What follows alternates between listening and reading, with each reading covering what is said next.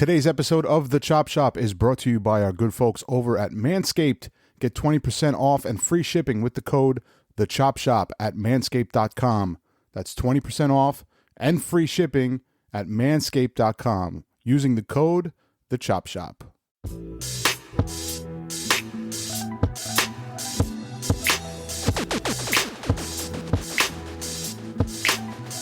Welcome to the Chop Shop. I'm Eddie James. Next to me, really next to me, high five. Yeah, you can say next to me today. Yeah, go ahead and high five. Ah! DJ React. Yes, sir. We're here. What's up? Yeah, man. Oh, man. Hey, React, man. I know this is very special and dear to your heart, and it is special to and dear to my heart as well, as we're both DJs first and producers second. We have somebody who is a legend, a true legend in the game, man.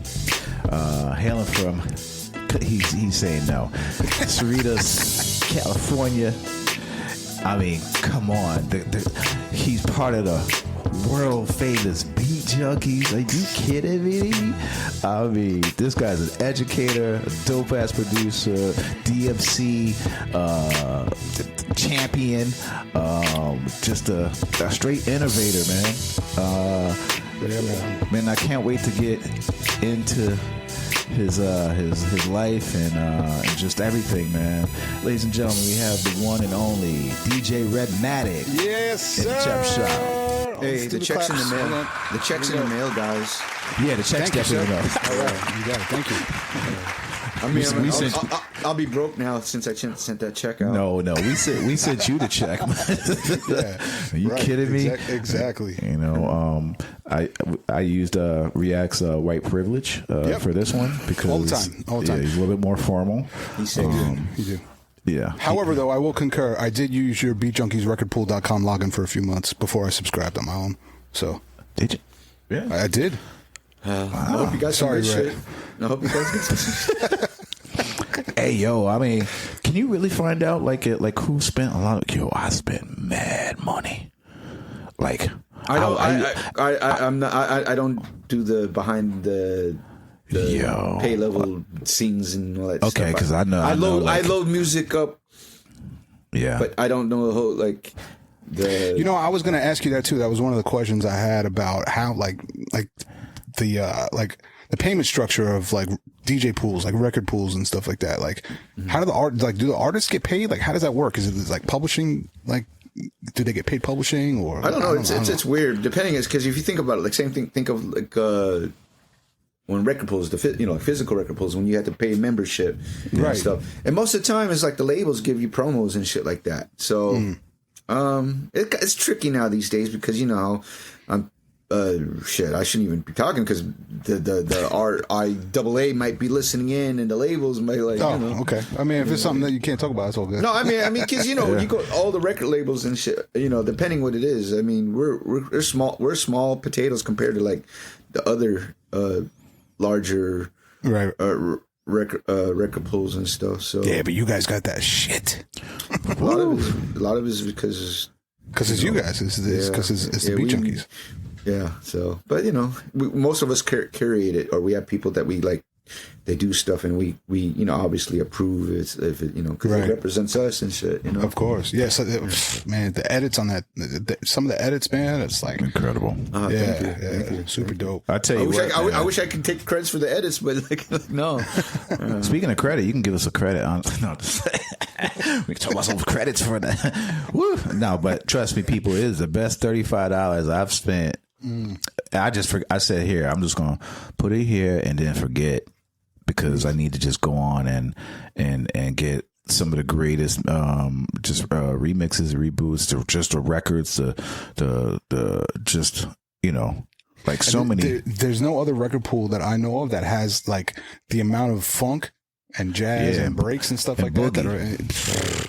You know, we try. Like again, you know, obviously, like other record pools, you try to cater to also the mainstream, but you know, there's other pools that's actually better handled for that. Whereas, you know, again, It all depends because you know, for like you guys, you know, like it's a good fit. For, you know, our pool is a good fit for you. But then if someone goes like DJs over at in the Vegas circuit, right, some of our stuff might not be as, you know, up the par per se and stuff. So it all depends because there's different pools you go to for different things and stuff. So you know, yeah. So, but thank you. I'll let the guys know that, you know, we got the thumbs up from you guys. Yeah, excellent job.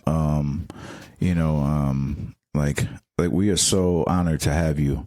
The honor's mine. Yeah, I was super giddy. You don't have to to kick it.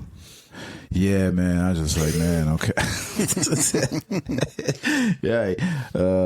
So I know React's, you know, he's on cloud nine because he's being a little modest, Rhett, but my partner, DJ React, he says this every show, man. I don't care.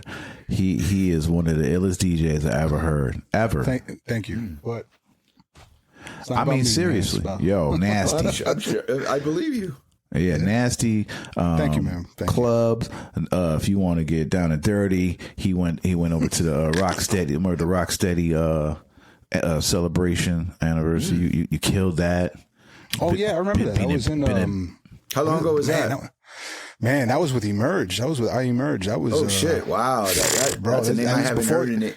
That's a name I haven't heard in years. Yeah, this was before he won the DMCs. Actually, that was the day I met him, and then we befriended each other.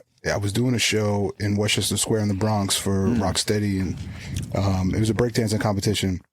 And I remember because I just bought the Vestax 07 Pro. I just bought it, brand new. It was maybe like the second time I took it out. And he came up, you know, with his backpack and his vinyl, and he said, "Yo, you know, real quietly, you know, can I jump on?" And I looked at the guy who, you know, who I guess was booking me at the time. I said, "Yo, is it cool?" Like I said, "It's not up to me, it's up to him."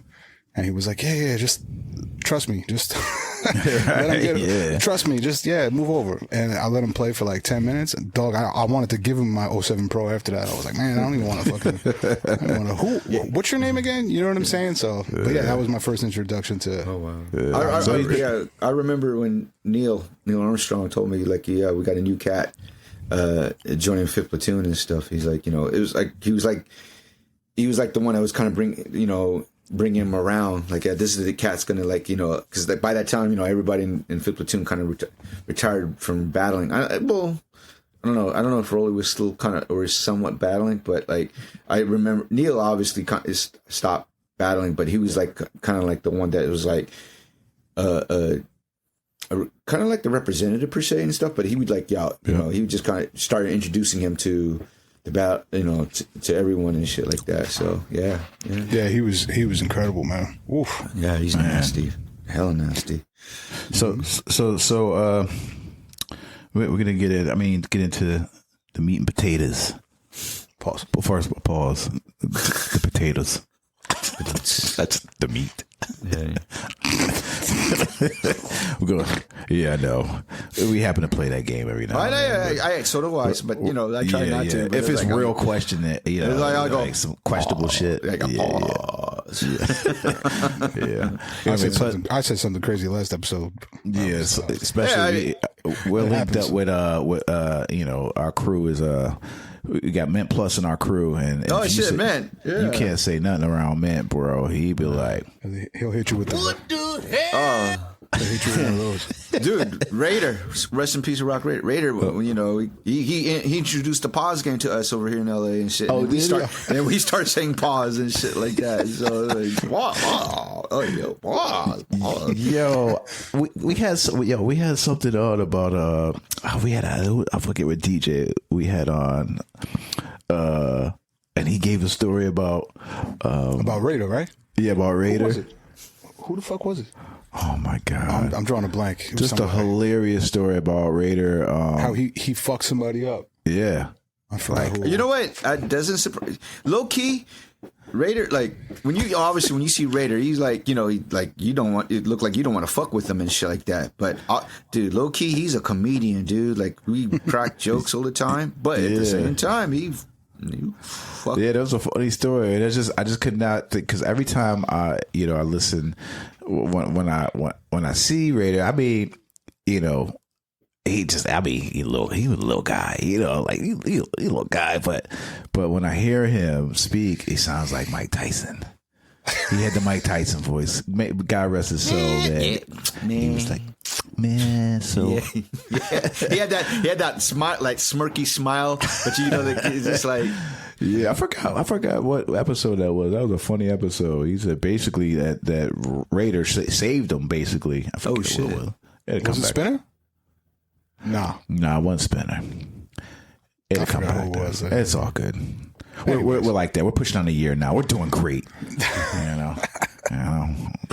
So we're doing well over here. I mean, the Jazzy Jeff said that, hopefully he said he was coming. I'm putting it out there. I don't care. My hero, he is. I am the son of. I think we're sons of everybody. Like Jeff. Yeah. I am the son. I am a son of Jeff, man. So man, what's impressive about you, Rhett, is like, first of all, the Visionaries. Did you start off? Because I was in the underground circuit for a while too, man. And I know about that. I did have a question, because you are a producer. Yes, sir. Were you a producer first and DJ second, or DJ first and? I was a DJ, and then okay. I mean, it's like anything. It's like producing was kind of like the next evolution. I mean, but then growing up, all your heroes were DJs and producers, right? So, that's right. I mean, all the people whether listening to Dr. Dre or Egyptian Lover for the West Coast and stuff like that, and then you got like obviously Premier, Pete, Highway T. Mantronics, Marley Marl. Yeah. Of course, when you see Cash Money, Jazzy Jeff, Joe Cool, like all the people growing up listening to this, I would tell this to people if your heroes, like, all our DJ heroes were like, they were on the radio, they were battling, they were making mixtapes, they were, that's right. They were producing, they were DJing for rap groups. So that was, at least from our point of view, that was like, oh, you got to do all that shit to be a DJ and shit like that. So. And I only asked that question because, I know that one of your mentors is DJ Curse. Yes, sir. You want to speak about Curse? Curse is like, I say this in many interviews and stuff like that. So Curse is OG. Oh wait a minute. So we're not special then? We scratched that question. Well, that's something else. No, just play it. So Curse is also from my area, Cerritos. Curse is like my Qbert before Qbert came out, because growing up, like obviously, like majority, when hip hop is majority blacks and Latinos. I mean, at least especially, what a lot of people don't know, that also Asians and have been on the West Coast. I can't speak for the East Coast, but on the West Coast has been actively been part of the culture here. So it's like, it was just normal for us. Like you see, I mean, especially Filipinos, but you also see Samoans, the Islanders, you got Japanese and, like, whatnot. So, Curse was like, he's half he's like Mixmaster Mike. He's half Filipino, half white and stuff. But the fact that, to see someone, that's from my ethnic background, that was cutting it up and it was respected by the blacks and Latinos and the majority of that was a big thing. That was like, oh shit, he had the skills and stuff, like, so. He's 1 year older than me, and just to see him, like, he was the first person to actually, like, of course you hear scratching and stuff, but to actually see him like cut up Rocket, do doubles, like, so I was blown away and shit like that. So so right, you said Rocket, man. That was my shit. Yeah, like just to emulate, DST. I was like, That's Remember that. And he did it on a. He had a Newmark mixer, but the crossfader was a knob. So to see him, yeah. right. Doing hey doubles man, and shit like that. that actually even brings me back too, because when you think about that, man, like. I mean, before I even had a mixer, it was the balance button. We would jimmy the turntables together, jimmy record players together, and then you would have to use you could use the balance button. They have one. Oh right. One, yeah. Are you talking about when everyone had the one whole set, the system? You know, like the turntable. Right. Yeah. Right. One of them was like, was it York? I think it was York. Yeah, there was York, and then there was I remember another one was like sound design. Something like that. I had the crib and shit. Like you can even like jimmy the shits between functions. You can have between obviously between phono and the tape. Right. They were both together. So you had to have the switch. I guess like the switch. But if you put the switch like you really had to put it really between. You couldn't it was like. It had to hold itself, and then you can get both of them. It would give you both, so you can play the tape. Right. You could play the tape, and then obviously they had no mixer to scratch or anything like that. But you can still cut to the record. Right. Yeah. No, I used to do that shit like that too, man. Like had before I can afford the turntables, man. But speak about that, man. Like your early days, we're gonna get into you as a producer as well. We are a producer show, but like we always say in the show, the slogan is the best producers are DJs. No, totally. We truly believe in that. I agree too. No disrespect to the amazing producers out there who do not DJ. Well, I mean, look, all the dopest hip hop producers were DJs or came from a DJ background. I mean, you can't, like Large Professor, Madlib, Dilla, Dre. Yeah. Scratch. Marley Marl. Battle Cat, Pete Rock. Right. Right. Yeah. So, of course, there's a reason why for hip hop or even like if you even think about house DJs, all of them were DJ, house producers. I mean, they were DJs. I mean, look, like literally. Isn't it crazy how like house music, man, like house music to me is very important, man. It was very big. What hip hop and house work hand in hand for me. Totally. I mean, even on the East Coast over here, I'm sure you had a lot of things in the gumbo, just a gumbo of stuff out in LA, but here, man, like parties were either it was R&B, hip hop, and then house or disco, like or disco, right? We had early records. I remember like Eye Level and stuff like that.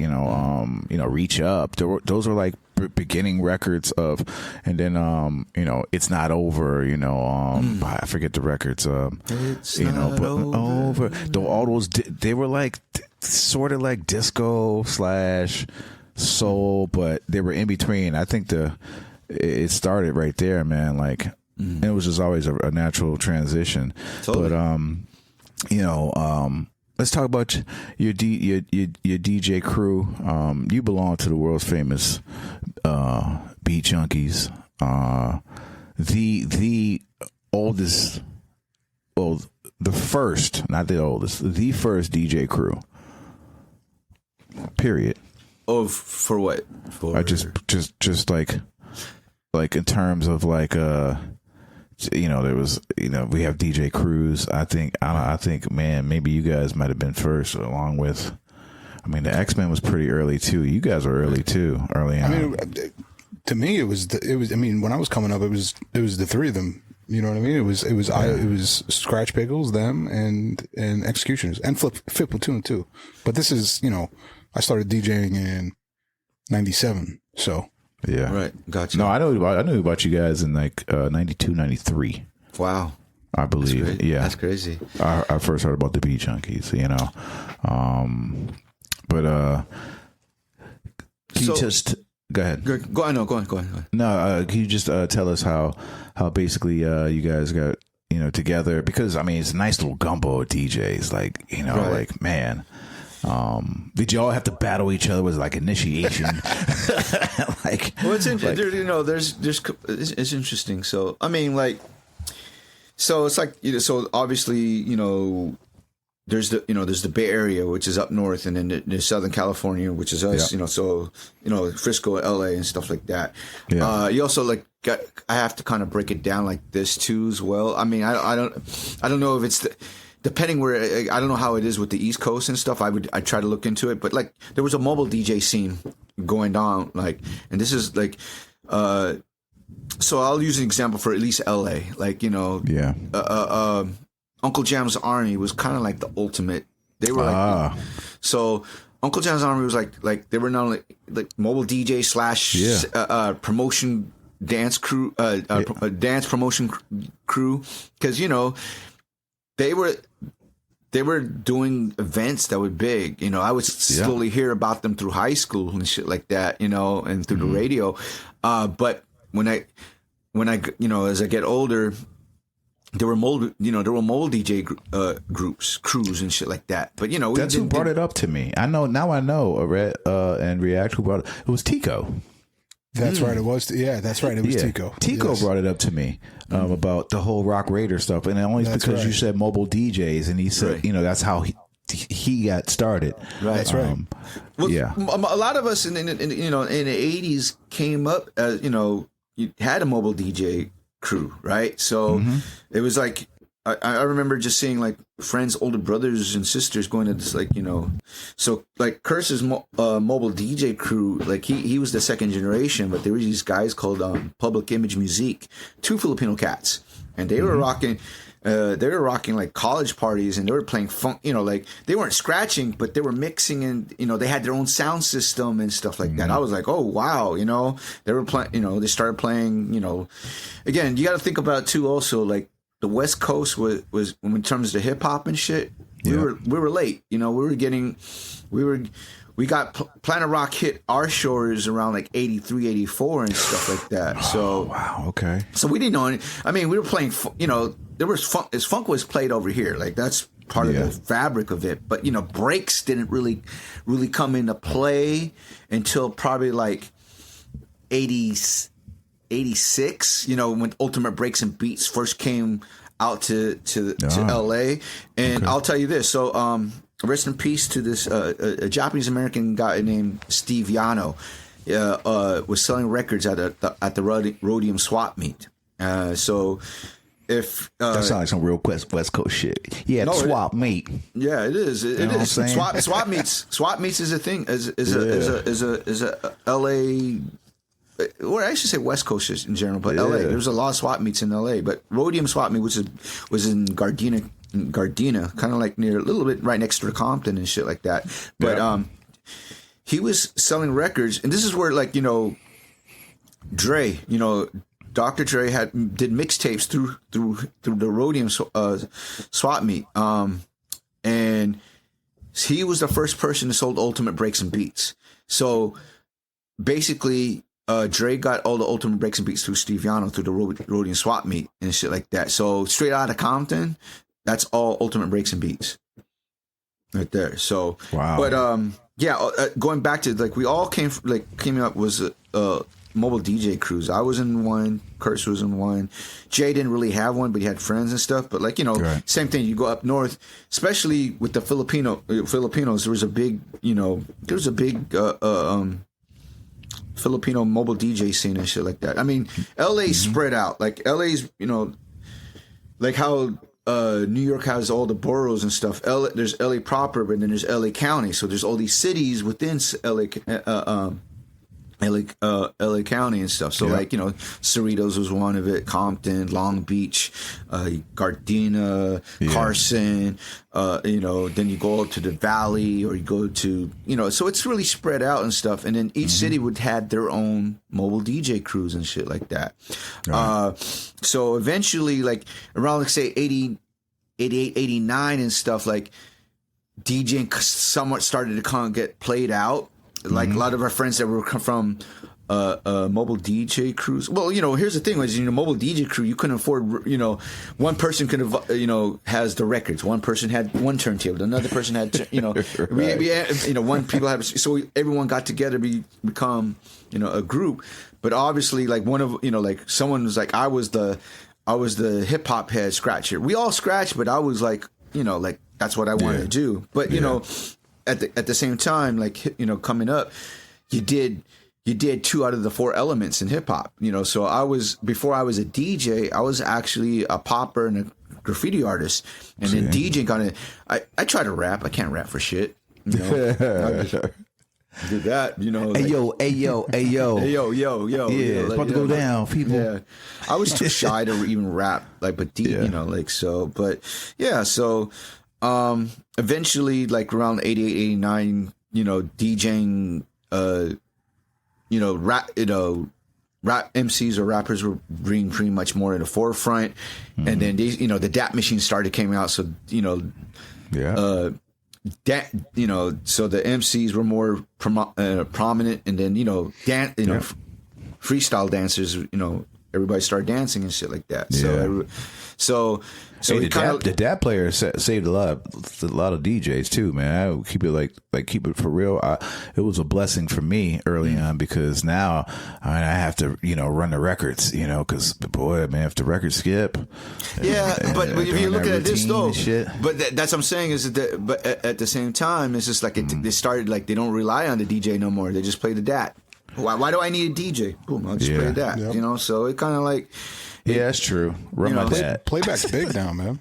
Yeah, I mean, so that's where, like, like a lot of the people that were like in our mobile DJ crews, they kind of like, DJs kind of played out. So, and then eventually when K-Day, 1580 AM K-Day went off the air, that was a big thing. That, like, it kind of a void was made and stuff like that. So cats were going, so only if, like, some of us from our all different DJ mobile crews were like that still cut it up or whatever, we kind of hanged out and just whatever like that. So that's how. So eventually, like, eventually we met up with Jay. Not to get too detailed and stuff like that, but and when you mention Jay, if everybody J Rock, sorry, the funky president, the funky president, J Rock. So J Rock, yeah. So, so I don't know if you guys are familiar with this clothing company called Mixwell. Of course. Okay, so Mixwell is also put me on Mixwell.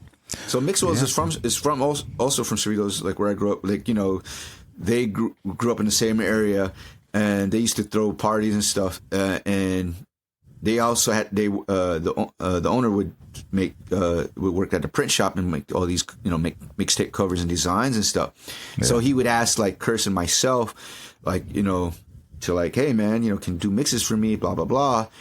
And then he would tell us, like, yo man, I got a boy named J Rock, like, that does this. And vice versa, he would tell, like, yo, I got boys like Curse and Rhettmatic over in Cerritos and shit like that. So that we would kind of heard of each other through our boy Joy from Mixwell and shit. Yeah. And then eventually we met up at a record store. It's like, oh, you're J Rock. I was like, oh, is that? I remember the first time we met Jay, and he just took 2 records, not even marked and shit, and starts fucking it up and shit. Like, Jay's like, I know, man. Man, Jay's like we call him. There's a reason why we call him the funky president. He's so funky. Because one, he started the crew. 2, he's James Brown on turntables. So yeah, man, he's just like, it's like he can take anything and flip it and shit like that. Like on some just he's like, so, and that's how we connected. And then as time goes on and shit, he just like. Eventually he goes like, yo, I've always wanted to have my own DJ crew. And so, he always had the name Beat Junkies in his head. So, I want to call ourselves Beat Junkies.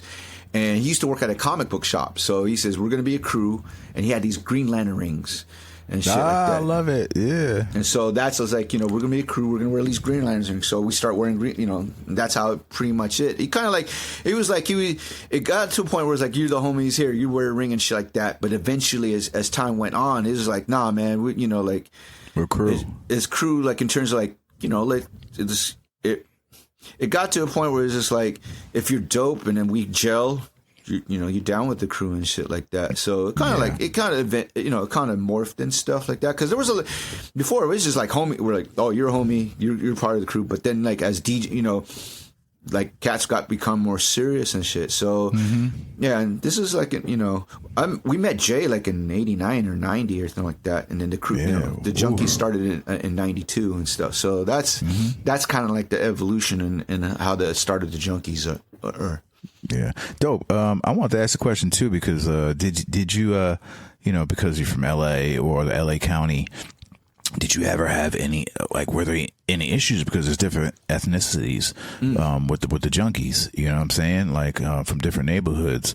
Like, were you conscientious of that? Well, that's interesting. That's an interesting thing what you say like that. So I mean, again, where I grew up in Cerritos or like Rhode Island, it was just normal for seeing us, like, seeing all cultures, like blacks, Latinos, whites. Were there gang Filipinos sets or anything like that? I mean, were there sets back? Oh, no, that's gangs didn't really. I mean, that's a valid question. I mean, like, well, eventually, in early, certain neighborhoods, right? Well, I mean, obviously, as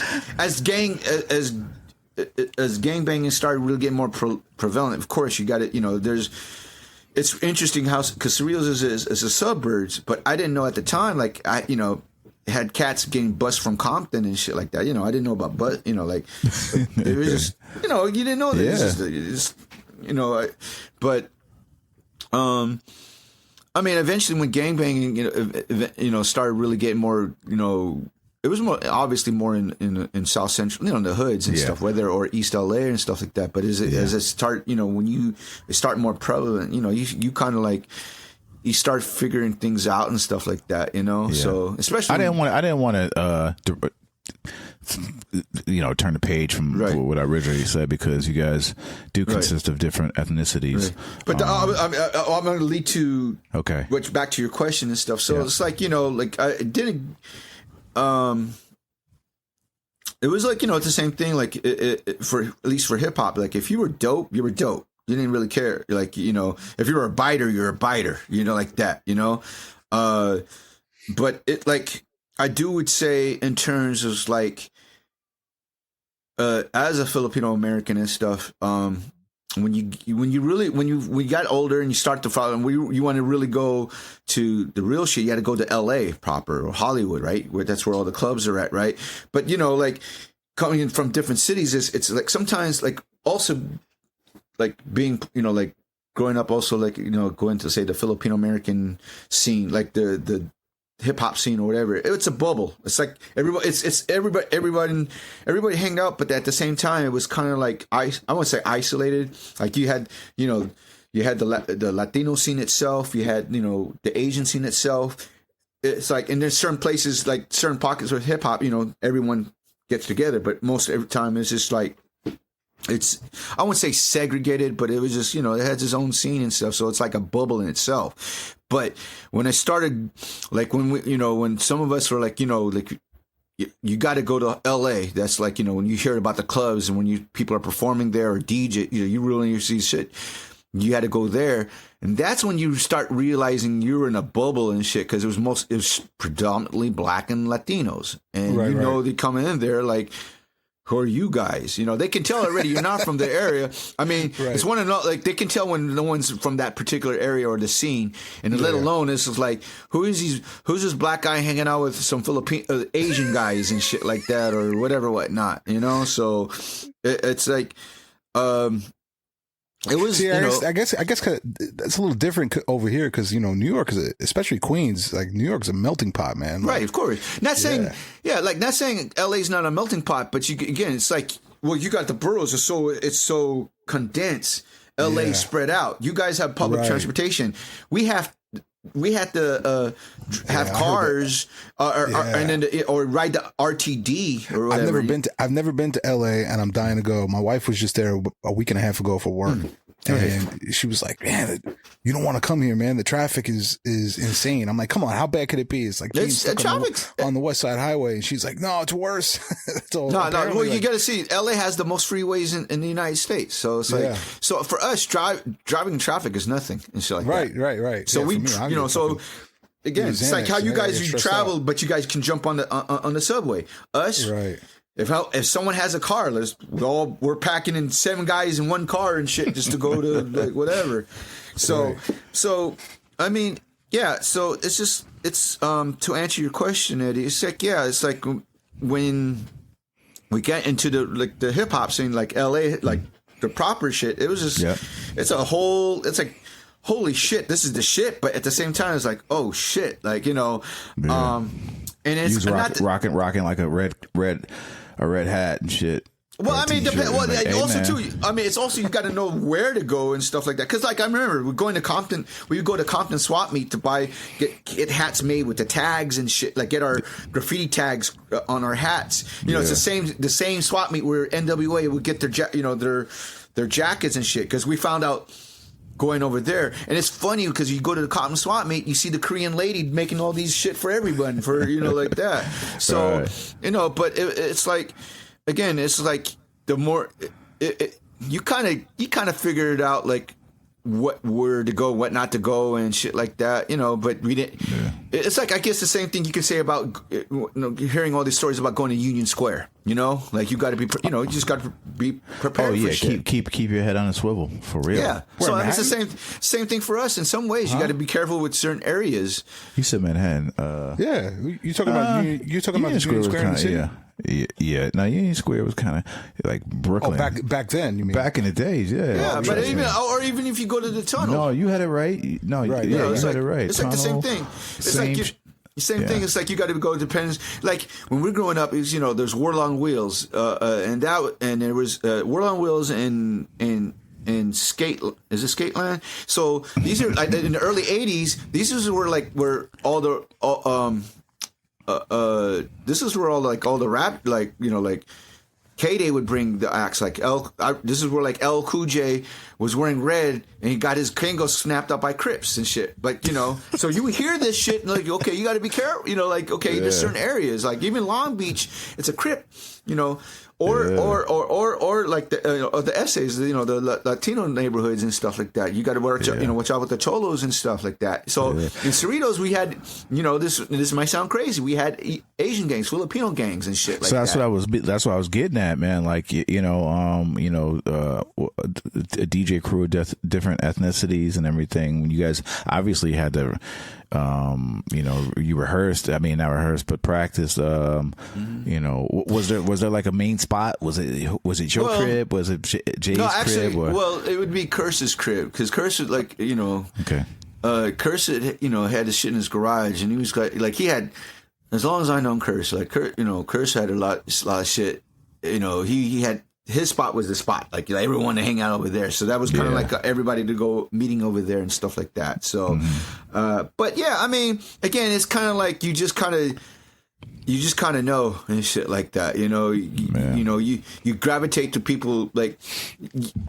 It's interesting because, like, not to sound cliche, but hip hop, for me, saved my nerdy ass and shit like that. So it's it got to a point where it's like it's either you become a jock, a nerd, or a gangbanger and shit like that. Yeah. And I was both. I was actually a athlete and DJ. Right. So yeah, right there kept you off the streets. I understand about that, man. For real, man. Right. Yeah. I mean, but even then, some of the dopest guys I know, and some of them eventually became, got in the gangbanging and shit like that. Yeah. So if you lose a DJ battle and shit, or you win one, you got to worry about. The crew. Well, that's the thing too. Even for battles here, like I don't know. I mean, obviously, you had the Unique Seminar and stuff like that, right? Yeah. But here for battles at the time, for us at least, like it's either you battle for names, you battle for cash, or you fight. Whatever. Like right. Whatever. Right. Sure, so. Yeah. Oh man. So hopefully I answered your question. No, it did, man. Like I said, man, it's just we talk about iron sharpens iron, man. Like, man, like, you know, just being in a room with everybody, man, like, just, you know, it had to be crazy. I know those scratch sessions were crazy. I mean, it's crazy because like when the Junkies started, you know, like when we start, like for instance, like so obviously I'd say going back to the questions that you asked who's the founders, like Jay started the crew, but like Curse, myself, were like and then there was also Icy Ice, Melody, like Mello's like Mello's nice. Love Mello. So Mello puts it down. Mello's also from Cerritos. Like he's like maybe 3-4 years younger than Curse and me. Like Curse is the oldest. I'm the second oldest. You know, like that. What's I mean, I don't want to go far off the is Mello white or is he's Mexican. Oh, word. Okay. Mendoza. His last name is Mendoza.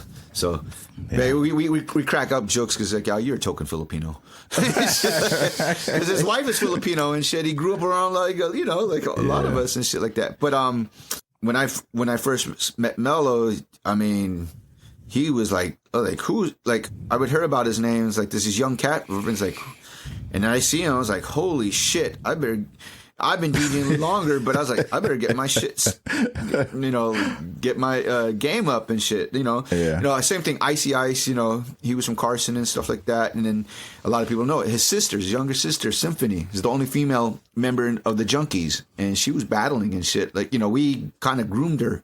And I mean, you know, unfortunately, she doesn't DJ no more and stuff like that. But she's kind of like I mean, it was funny. It was like she would watch us practice and stuff. Of course, big brother, little sister thinks like, yo, or her name was Marie, and says, yo, Marie, dude, you know, like that. And she was like, eh. And she would go, while he was gone, she would go practice on her own. And then we kind of discovered like, oh shit, how'd you know this? She's nice. And then we said, let's. Then that's how we started kind of like bringing her under her wings. Like I would show her the New Mix Seminar battle, the '87 New Mix Seminar battle, you know, where, and then I showed her the rounds between Cash Money and Jazzy Joyce, and she was like, she got open. As I say, if you can do shit like that, like it don't matter. Because it's funny, if you watch that round, Jazzy Joyce almost took out Cash Money. She then did. Cash had to like roll up his sleeves. Like, I can't have her take me out and shit. So we were just kind of like, if you do it on that level, like not on some. Her mind thing was like, I don't want to be, you know, like I want to be good as a DJ that happens to be a girl, not a girl DJ and shit like that. So we kind of like we groomed her and stuff. And and like so it was just, it's like same thing as met on. Like I met Short. I remember seeing Short. So this is the craziest thing. So a lot of people might not know. And so I was part of Rocksteady crew as well on the West Coast, LA chapter. Okay. So was J Rock and stuff like that. So I remember we had so first time we all went to New York. Well, it was my second time going to New York, but it's first time for we took a Greyhound bus to New York to go to the New York seminar and the Rocksteady anniversary and shit.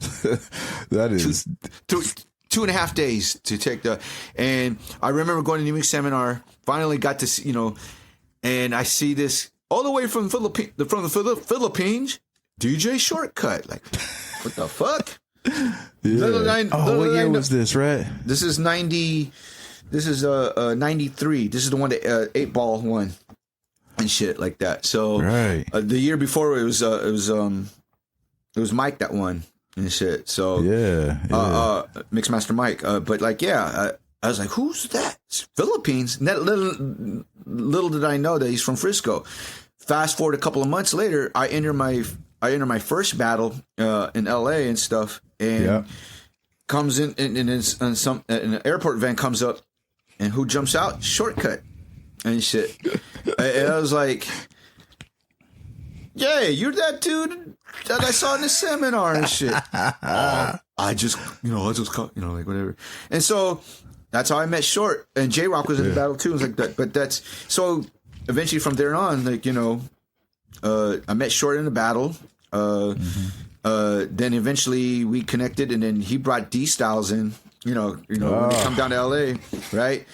And then every name that's dropped. Yeah, but a lot of people don't know that D Styles and Shortcut were Junkies way before the Pickles and shit like that. So, right. So I mentioned this in an interview and stuff. I did recently. It was D that I knew Q. I mean, of course, I met Q, Mike, and Apollo via Rocksteady crew because when they're part of Rocksteady, and I remember when Q is. I had Q and DJ Disc came to the crib and he showed me the flare scratch. I was like, "What the fuck is this shit?" Right? That shit blew my fucking mind. Right, but that shit.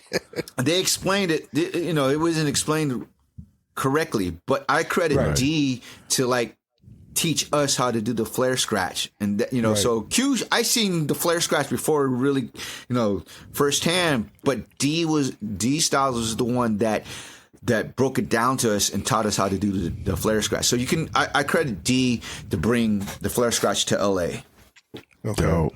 Yeah. Dope. So and so it's like, and then eventually, and then same thing. We met Babs, Babu at a battle and shit. So my first battle, I had to go against Short. I lost to Short, so obviously, Short won first place. I won second. Jay got it's crazy with Jay. Jay got sabotaged by the light man because he got in an argument with the light man. So that when he was doing his routines, shit like that. I can see Jay yo, for real, yeah. And then I met Babs in a battle. Same thing too. We got in the finals, and I lost to him, and we eventually connected and stuff like that. So Babu and Mr. Chalk were the last two guys to join the Junkies and shit like that. So technically, there's 13 of us and shit. I was gonna ask that. Yeah, there's a lot of you guys. Yeah. So let me see if I'll name them all. So J Rock, Curse, Melody, myself, Icy Ice, Symphony, DJ What, Tommy Gunn, DJ Havoc, Shortcut D Styles, Babu, Mr. Chalk. And then at one point, we also had other two members, Sweet Pea, and for a hot second, Rectangle. Ooh. Shit. For a hot second. For just a hot second. Yeah. Legendary battle records. Yeah. So, but yeah. I remember. I think I have a couple of your Rectangle records. Probably. Yeah. You probably do. Yeah. So he gives me everything. Oh, so he doesn't need to say here. You can have it and shit like that. I mean, the safe guy says, "Here you go." So I inherited everything from him. There you go. But yeah, so that's how the whole stash of 45s once, I think, too. Right? Say it again. I gave you a whole bunch of 45s too, I think, at some point. Yeah. So yeah, the style, that's obvious with the styles and stuff. So another thing too, we say the Junkies is kind of based upon the K-Day Mix Masters, because that was, if you're talking about DJ crews, open DJ crews and shit, K-Day Mix Masters, because that was the all star of Tony G, Julio G, Joe Cooley, Aladdin, Ralph M, Battle Cat, DJ Traysky, Hen G, Gemini. I mean, those are so when they went off the air, like that. I mean, Dre was kind of wrecking crew, but Katie kind of mixed shit like that. That was. I mean, with no disrespect, that's it, David. No, Dre.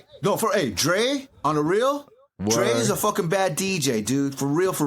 The people don't. No, I'm seriously for real. I believe you. People don't know, obviously Egyptian Lover. I mean, there's Egyptian Lover, there's Bobcat and Dre. They're the glove. I mean, Dre was really nice, dude. People don't really know. That's what I'm saying. It's they only hear and they don't know of all this shit, but Dre was fucking dope. I'm seriously. Hell yeah. Hey, I love Dre, man. Like, no, I know. I heard he was like a fantastic DJ. But when it comes to like what you just named off with Aladdin and Battle, well, this is you got to see the. I mean, there's that's what I'm saying. There's a generation of shit like okay, like that. So Dre was kind of like he was in the middle and stuff like that. So eventually, when producing became big, that's when he made more. Went into that. But like when he was with the World Class Wrecking Crew, man, we used to him doing It's Time, man. Shit, he was killing it. Oh, I heard. Yeah, he's killing shit. Like, I'm telling you, man. Like he really like. Cats don't really know that. Like all the scratches he did for NWA and for the DOC, he did all those scratches and shit like that. That's like. You brought up Aladdin, man. Let me tell you, I ain't gonna lie. I bit one of his. Everybody one way bit Aladdin. I bit a routine. He had the with funky scratch. The Divine Sounds shit, and I because with behind the back funky scratch. We go behind the back, catch the funky with the hand. Yeah, Aladdin shuffle. I was like, nobody's going to see that on the East Coast, especially in Syracuse, New York, where I was at the time. I was like, well, you know what it is because everybody saw the UMTV rap shit right there, But what's interesting because this gets kind of controversial and shit like that because we know that Steve D is the inventor of the beat juggling and the funk. But if you look at the battles, like when you see him, like if you see this new Summer battles, you could see the remnants of Aladdin kind of doing the juggling. Yes. Right. Yes. So it all depends what But then again, there's like always his routine with Friends. Remember that? You talking about Steve D? Friends? No, Aladdin's. Oh yeah.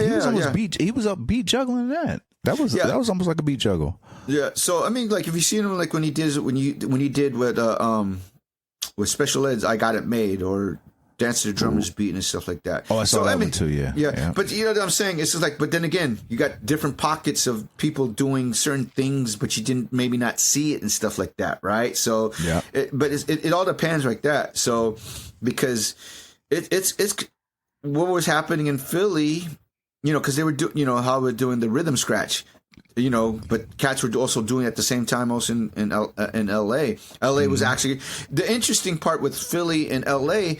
They were doing fast shit, whereas it got to a point where even you see New York, they were doing fast, and then it became more slower and funkier and shit like that. Funky, so it depends where you would hear things and shit like that. So I mean, I think in New York, especially during the because we're the same age, you get guys like Daddy Rich, there's a lot of people that who do not talk about Daddy Rich, third basis DJ. Daddy Rich was, when I tell you.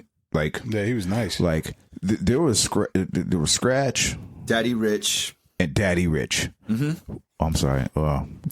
Shouts to. Hey man, I mean, hey, I guess Daddy to Apple. I guess Daddy Rich heard you and the balloons came out. I know the balloons. That's crazy. But like for real, like real talk, like they were neck and neck.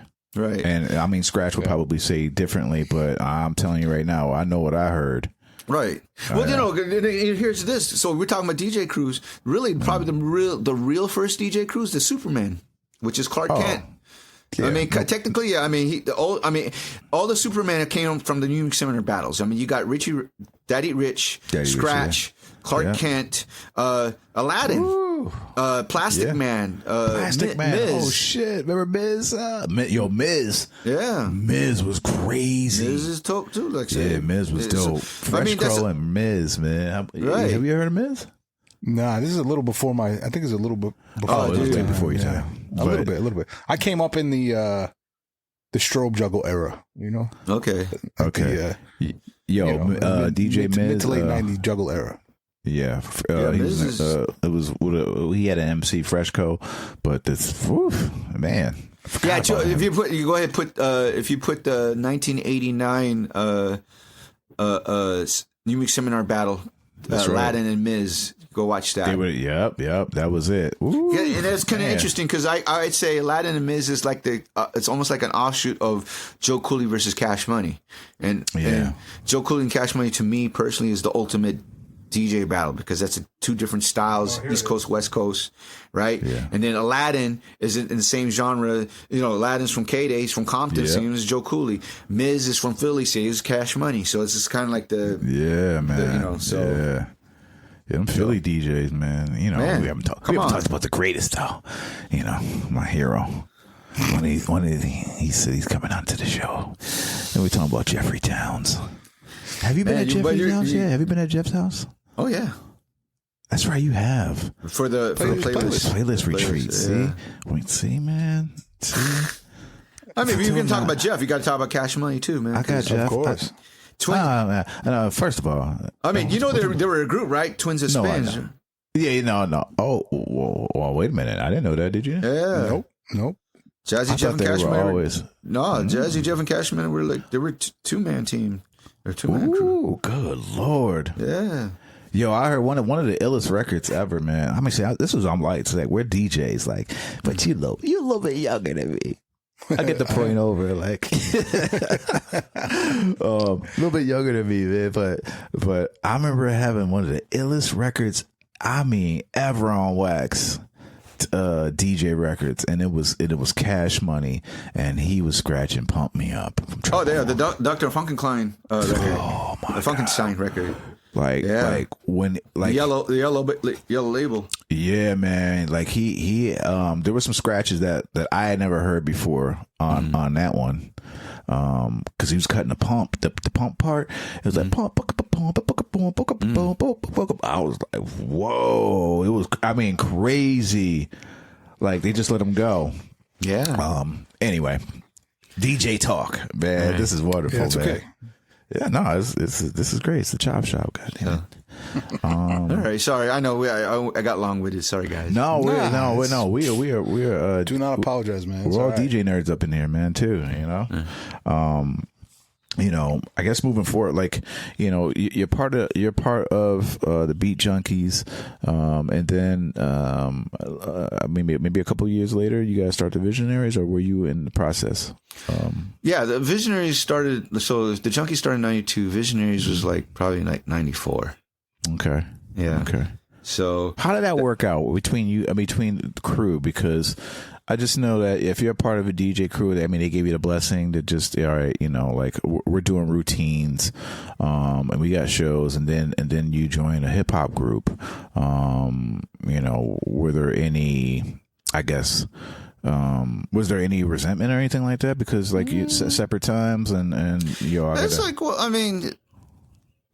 being in a is that a valid question? I guess being a DJ crew versus being in a hip hop crew is two different things. With DJs, you're around DJs. Yeah, but you guys are performing a lot. You're like the Beat Junkies. You're doing shows and stuff like that. Or were you guys? Well, no, we didn't start really doing shows after we kind of towards the end of our. I guess when you can say we started retiring, or, start phasing out from the battle circuits and stuff like that. Okay. Because by that time, it's again, I came from a generation that you got a DJ for rap groups. During even the same time, remember, Rap Source was DJing for Akinelli. That's right. Sinister was either for the Beatnuts or Common.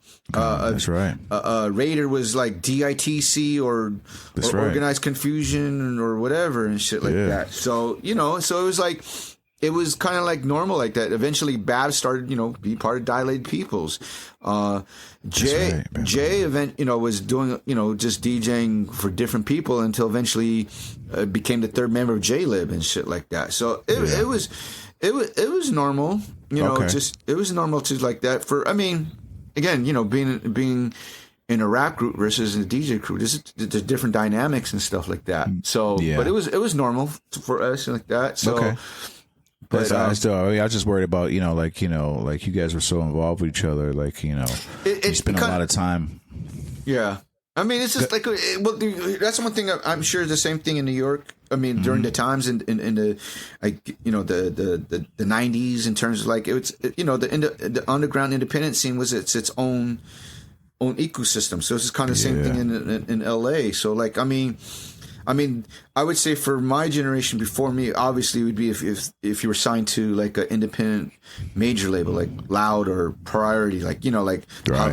how the Alcoholics or Razkaz was signed to Priority, or like that. And then like the late 90s is start, you know, that's when you start like kind of like not even on a label, you just had to put your own shit out and stuff like that, and, you know, whatnot. So I mean, basically, you know, Dilated, Jurassic 5, the Visionaries, Loop Pack, we all, you know, many Living Legends, Planet Asia.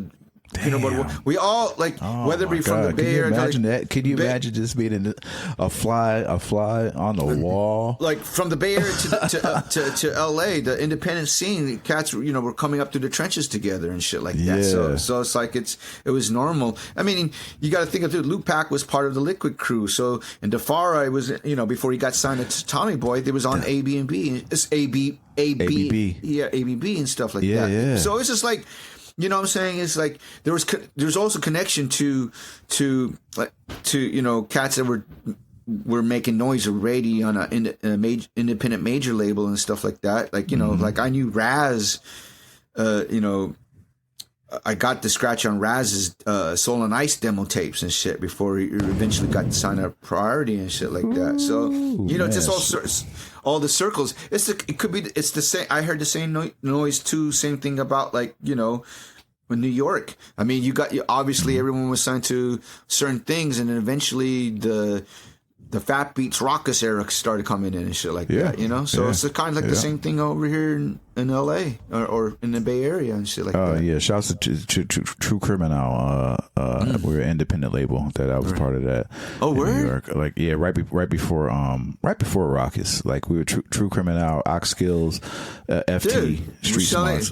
We're selling those records at Fat Beats LA, man. Shit. Yeah. I actually produced a couple of joints for Ox Skills and word? and FT and the Godsons. Yeah.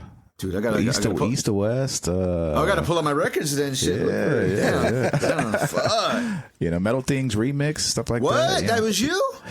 Yeah, I did the remix. Yeah, man. Damn, Look at that, man. I'm getting a little love from the freaking legend. High five. Whatever. Hey, the check's in the mail, dude. Put it right. Oh my god. Makes That me was feel an aha special, man. moment. Yeah, man. But yeah, you're right. It was great back then, man. But you've worked alongside. I mean, there's Cypress Hill. There's, you know, You just did Be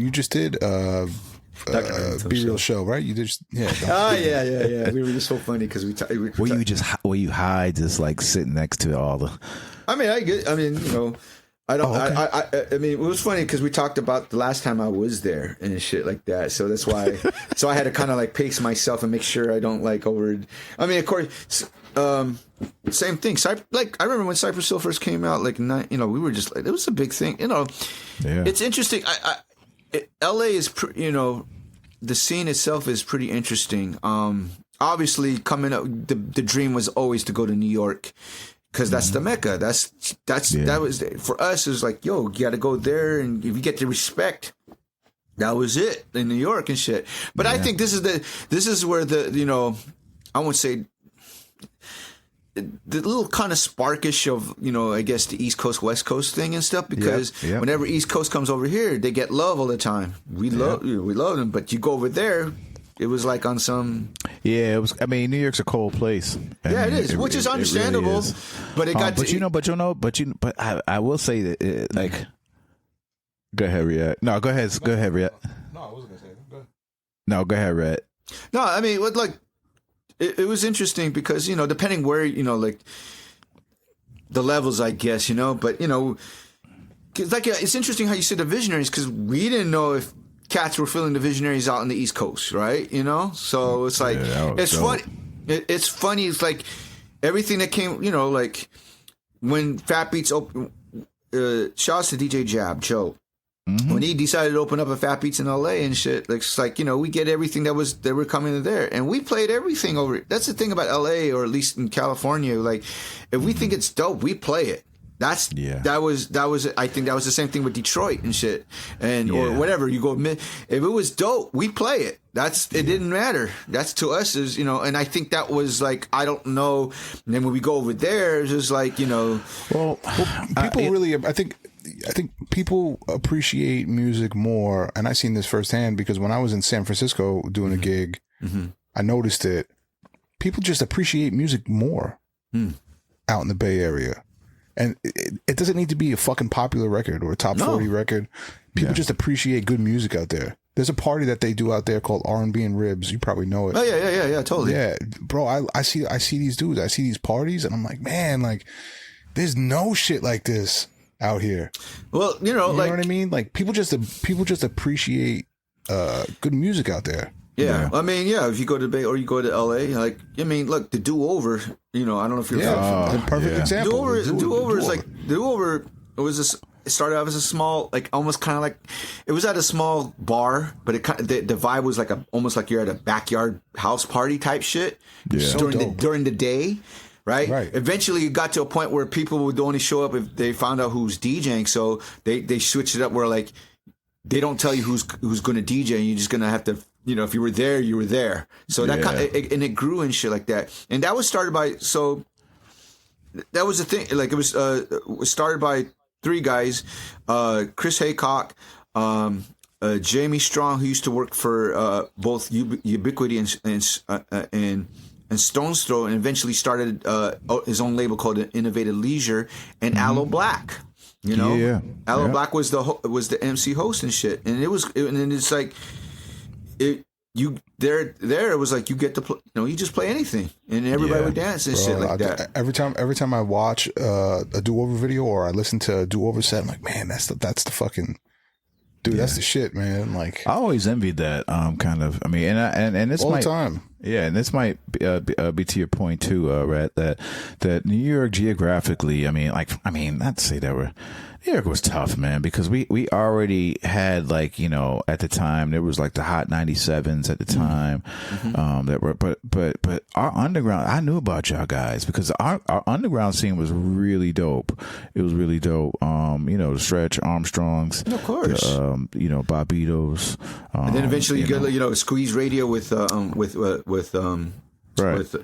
man, he's gonna get mad at me and shit. Susio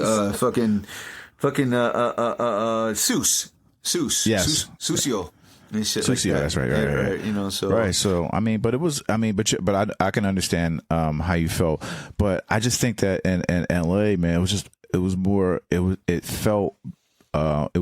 organic. There was a lot more. That's why there was a lot more love. It's just because it was just the climate, just the vibes. I always think that West Coast brothers are just nice. Well, New York is just like we're very stuffy over here, man. Right. There's a lot of here's another thing too. Also, I like to add to in terms of, like, for at least for LA and stuff. Like, you know, they say LA's so Hollywood. Well, yeah, because it's Hollywood's in LA and stuff. Yeah. But it's a lot of LA locals. A lot of us, we're used to that whole Hollywood shit. We stay away from that shit. So it's like when they say, "Oh, you saw something."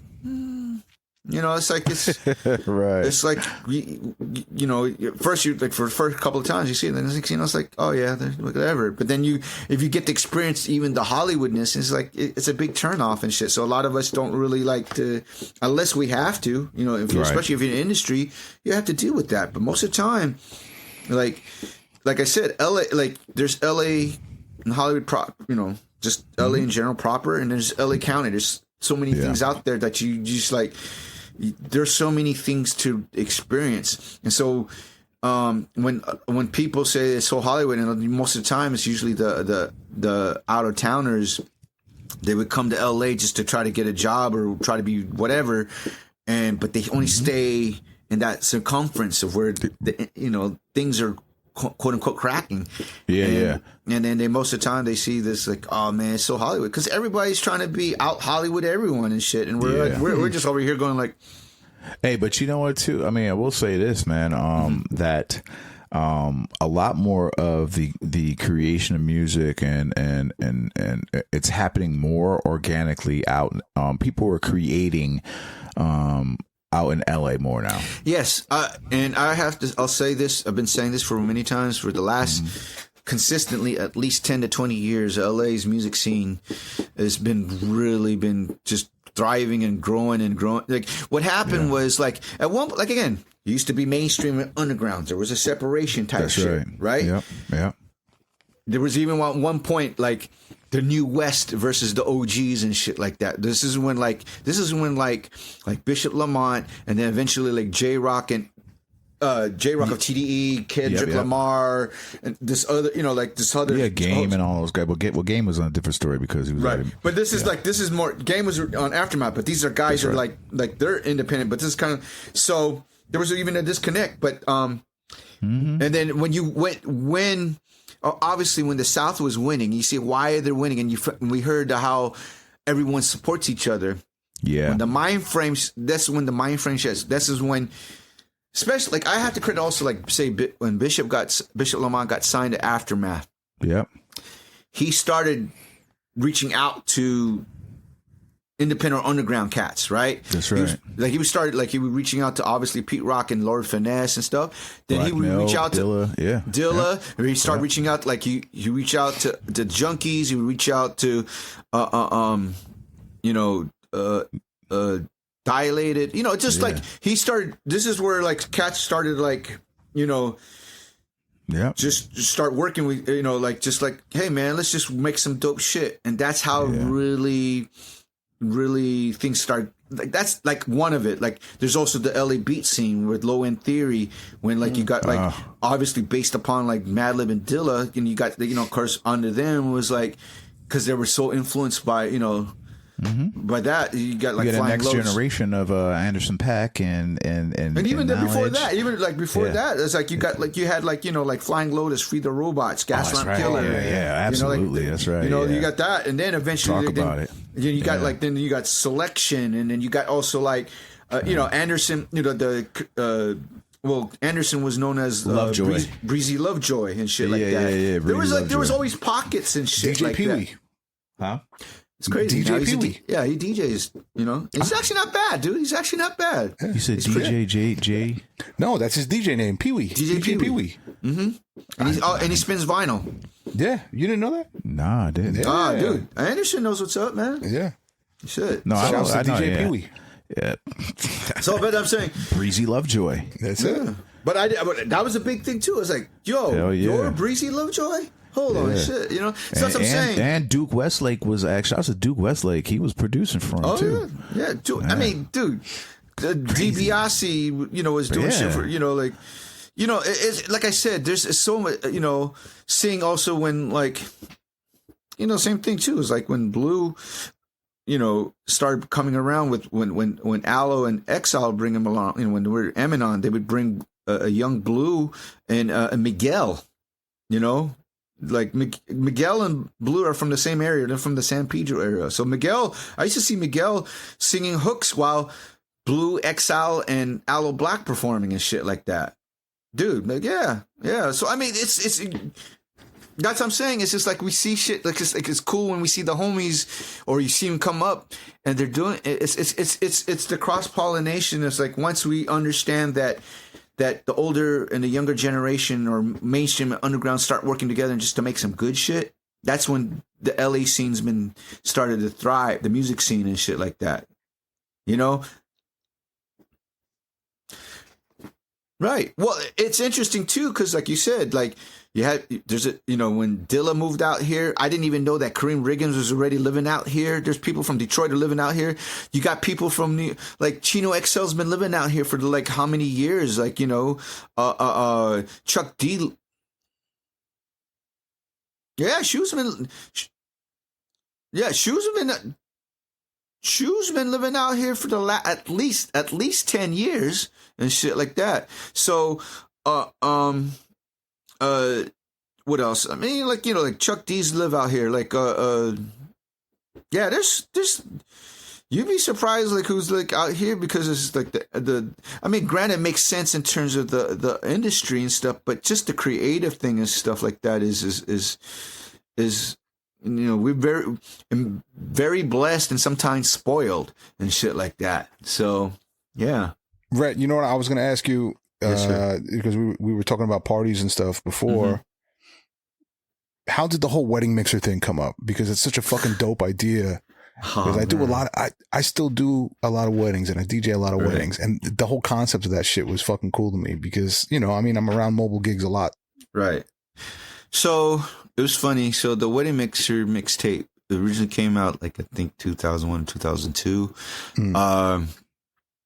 And originally, so Key Cool from the Visionaries, his older brother was getting married, and they wanted me to DJ the thing, but they were getting married in Hawaii. So so my wedding gift was like, like I was trying to get out there, but I couldn't afford to go out there. So as a wedding gift, I made a mixtape to play for their reception. So I put a mixtape.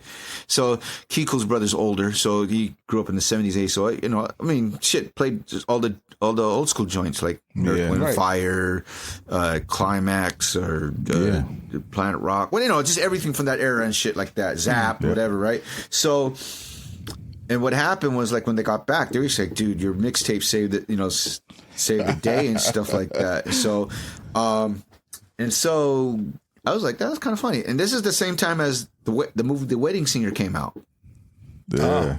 So the joke was like, wedding singer, wedding mixer. So obviously, my first mixed the wedding mixer mixtape, I mocked the cover of the wedding singer and said, and made a wedding mixer. I'm wearing a tuxedo. And then I put it out. When I put it out, because I kind of took the same mix I did with it and just kind of cleaned it up a little bit, whatever. And then people loved it, right? So for the longest time, it's like, yo, man, you should do a party. I'm like, And then it's funny too, because people, obviously at this time, I don't do mobile DJing no more and shit like that. So people were even starting to hit me up to do like, hey, can you DJ our weddings? Like, nope. No. I mean, I DJ'd. I DJ'd one of my friends who was Peanut Butter Wolf's assistant. So it was cool because it was like.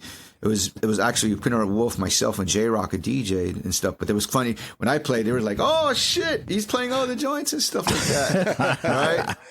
So for the longest time, J-Rock and Peanut Butter playing No. They were playing the shit too. But it was funny. It was just funny though, because my friend was Filipino, so I knew how to play the joints that the Filipinos like and shit like that.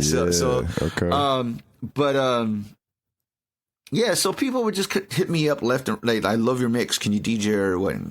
No. And then eventually, hey man, you should do a party. I was like, whatever. So fast forward to like 2014, 15, I guess. Yeah. I just what do you call it? I hit up my man Assad from Footlong Development. He throws parties over here with Spinner. He does the wonderful parties here. He does also. He also does the 90s parties here with Spinner and J-Rock. So we have it every year. So it's like he also does the Prince Soul Slam, which is the Prince and Michael Jackson with Spinner over out here. So we had a story. That was a funny story. Prince. I can't say that. No, because we couldn't. We'll tell you. We'll talk offline. We'll tell offline. We're not at liberty to say that because we got you during Spinners. Right. So, but I was about to tell some shit. He's like, cat out the bag. Spin would be like, hey man, like I told you. Funny story though. Right. But so I reach out to my man Assad and stuff, like, because he been throwing those events with Spinner and J-Rock and shit like that. So I was like, hey man, how would you feel about doing this party and this concept? This is like, he was like, it's like, well, this thing is like, I'm actually, if you do it, you got to do this. Like, of course, I'm going to wear a suit. I'm gonna wear a suit. You know, like I was like, you're really gonna wear a suit? I was like, fuck yeah! If we were gonna do it, you see the video of this dude going crazy in a suit. No, I got it's on Instagram. It's fucking great. So it started off. So I was like, okay. So I've always wanted, you know, like so the concept of that, you know, of course, as if you want to do something, sometimes you have to throw your own event, right? You got to, you know, instead. So that's how it came about. That's the motto. If you want the shit done yourself, you got to do it yourself. So that's how to the mixtape, and then from then I started making the wedding mixing mixtapes again, series, just to help promote the party and stuff. So that's the thing too. So it started to become and it became like I did it for like 2014, 15, stopped a while, and then brought it back again, like in like the 18, 19, you know. So it became a recurring. When I stopped it. And then everybody started, when are you going to do the next wedding mixer party? And it was like, oh, shit. So I was like, yeah. All right, I guess, because I didn't know if people would like it and shit like that. I mean, they liked it, but so then, you know. Motherfuckers like, yeah, we don't need no DJ. Shit. We got your cue his mix up. Right. You know? But then it became more of a dance party, you know. It's like, and then so it's just like the concept, as we progress and stuff, like, you know, like try to amp, you know, bring up the level up and shit like that, and up the game, you know, ante up the game and shit like that. So it's like started getting concepts of like decorating the place, and eventually the last couple of ones I get a photo booth and I had a cutout of myself. And so if you can't take a picture with Rhett while he's DJing, you can take a picture with the wedding mixer here with the big cutout and shit like that. That's funny, man. So it's it's just kind of it's also a choice to really play. I hate the using saying open format, because I always think just play all the shit that that people want to hear and dance and shit. In the last 2 years, since I'm sure we'll talk about, the Junkies had a school. So I had I would pick two of my students to open up for me, just to kind of help them push up and shit like that. I was going to say, listen, man, I'll open up for a hotel room and In-N-Out Burger, man, whenever you're ready, man. Just let me know. Well, you got to take my class first to, to. You got it. I'll sign up. There you go. That's how it is. Just get my, I kind of wanted to get my students involved. That's good, man. Bringing it back, that's good. So because before the first two, the first one I had my sister Mona Lisa, who's a LA OG and shit like that, and I had her open up for me, and then the second one I had Mad Skills open up for me and kind of DJ with me, because this is when Skills was starting to get more into DJing and shit like that. Yep. So I wanted to people were like, why are you DJing? It's like, dude, Skill put into work. He deserves that. So I was like, oh, come on, dude, just jump on and shit. And shout out to Mad Skills. Who I mean, come on, shit. He traveled with Jeff for so many years. Really, kind of like low key dope ass DJ. No, man. I mean, people think it's like he could learn it from Jeff. No, dude, he kind of just talking with him in stories, you've always kind of been doing some stuff, but he really of course everybody knows him as an MC. So he wanted he didn't want to be he didn't want people look at him giving us you DJing now because it's whatever like that. He literally put in the work and practice. He would come over and practice. I go over to the place, or shouts to DJ Manuel. Also he would practice with DJ Manuel. Yeah, Manuel. Yeah, he was the king of the guy. He was the king of the polls. Manuel's doing good, but he's kind of he off the grid type shit now. So, but he's him and his wife are doing good and stuff. Shouts to That's good. Manuel, man. He would he would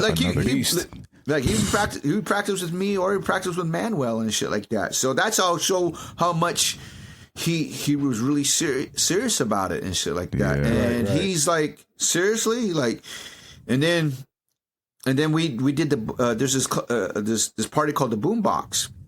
Oh, of course. Yeah, so in LA and stuff, he was supposed to, him and young Guru was supposed to DJ together. Guru couldn't he had to back out last minute. They asked me to DJ, and then and honestly, dude, Skills almost kind of blew me out the water and shit like that, And by that time, after that, I said, you know what, fuck that, dude. You're DJ Mad Skills, straight up. I told him that. That's crazy. So I told him, you're don't he goes like, I just happen to DJ. He's like, no, you're DJ mad skills. I told him that straight up after that. It was like, you're DJ mad skills. That's dope. So That's dope. yeah, like for real, skills is fucking dope. He's like one of the very few literally like real triple threats, like Lord Finesse. Like Finesse, like Finesse was a DJ. If you know the history, Finesse was already a DJ and shit like that. Yeah, you know, for sure. So go back to the So that's how basically the wedding mixer, the concept of the party, the dance party. So it's like so that's cool. It's it's and like they don't do shit like that out here. Like that's what I'm saying. I would love to do that in New York. Shit, man. Listen, if I could find a venue for you, bro, and help you do that, man, that'd be great, man. It's just like I feel like people don't fucking get down like that out here. You know what I'm saying? Like, I don't know. Maybe just because I'm not in the club scene like that. Well, that's the thing. Well, it goes back to about DJing. I would tell about, like people to ask people, especially when they go to our school and shit like that. Like, you got to ask yourself what type of DJ you want to be, Yeah, 100%. It depends, 100%. And it's like if you want to do the clubs, so you got to know your lane. That. You do 100%. And people say, well, because like I'll be honest, like especially with how the club scene is, like I'm not a perfect fit for that. Like, and I'm lucky that I get to choose what I want to do. But I knew that's where where the money's at and shit like that. But if you want to get that money, you got to play the game and shit like that. Yeah. So, and we tell that to everybody. Like, yo, man, it's like you have to kind of figure out, times, how this landscape, the music landscape, it's so much, now, bro. still different like man, that. It's so different. But even the DJ landscape now is different. Like, totally. you don't need to be fucking dope anymore. Like, you really don't. Like, right. I'm not just saying that because, like, I don't want, people, DJs who listen to this show. Like, I'm not telling you to, like, you could be a DJ and not be dope. No, you still got to practice it and, work on your craft. At least I guess this is a good segue to talk about the school and stuff. For exactly. The Beat Junkie Institute Sound. Like for us, we tell our students is like, we're not going to promise you a career. Okay, we're not going to promise you you're going to be this and this and this, but we will promise you that you'll have a lifetime of passion. We're teaching them more of the culture stuff, but we also give them opportunities and stuff. But we try to tell them, like, it goes back to saying, it's like, you got to figure out what type of DJ you want to be. But then then, it's like you said, you still need to know the fundamentals. How do you navigate? And it's also, too, like, how do you navigate with how the scene is? Because, like, now, it's crazy. It's like, people don't even bring laptops. Now they just bring a flash drive and like that. And that's a whole nother thing. And it's crazy. Yeah, it's crazy, which I get it. But again, that's that's why I say sometimes, like, say the wedding mixer was to start their own lane. Sure, it's not as popping as some of these other parties or this and that. But I always felt like it's like anything, like start small, grassroots, build it up and make it more strong and shit like that. So, but again, sometimes you also have to think about. This is an industry. This is a career versus this is a hobby or passion and stuff like that. When you get into that thing, you have to think business wise and stuff like that. Yeah. And I see, even when you hear people complaining about certain things, it's like, well, that's another thing where we started a school is just that we didn't want to be the cats. I mean, if you asked us 10 years ago that we're going to open up a school and shit, we would think you guys are crazy because we came from that front. It's like, you don't share your techniques. But then it goes back again saying, like, if you want our culture to survive, you have to share the knowledge and stuff. Yeah. And D Styles was actually the one that who's the one that came up with the ideas, like, hey, why don't we open up a school? And at first when he said it, I was like, eh. And then secondly, he goes, then the next time he brought it up again, he's like, look at all the champion boxers after they retire, they opened up a gym. And not saying that we retired, but it's like, we're still active, but look, this could be another way. Because as you guys know, as DJs, producers, or being in the music industry, back then, you could just stick to one thing and that's it. Here, you got to have multiple things to have different multiple streams. You can't unless you're lucky to be one person. Same thing around the East. I mean, right. I mean, just in general. Oh yeah, It's just in general and shit like that. You gotta have. I mean, you gotta have to do a couple of hands and a couple of things that hopefully it's relevant to what you do and stuff like that. You know, now before you can just be a DJ. Now you got to be a DJ. You got to be a promoter. You got to be a manager. You got to be a gopher. Talk about it. You got to be telling me, bro. I mean, that's. I mean. In some ways, that's kind of good, though. I mean, it's good because it's like before, you know, we would get, you know, if you, you know, of course, you had a manager, but you never know if your manager's going to jerk you off. It's good to learn the business. Like, that's, I mean, it forced us to learn the business and shit. That whether you're a DJ, an MC, or a producer, it forced you to learn the business and stuff. So it's a gift and a curse and stuff. So, yeah, man,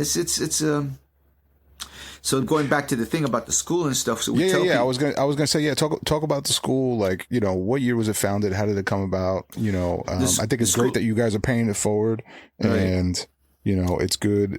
I mean, like you said, it's good for the culture. So it's great for people who want to start DJing, even if you're not, you know, an experienced DJ, or if you are an experienced DJ, it's still, you know, a good thing. Oh no, we that's the thing too, is like we invite people, like if you've been DJing for a while, sometimes you need to come and to get, you know,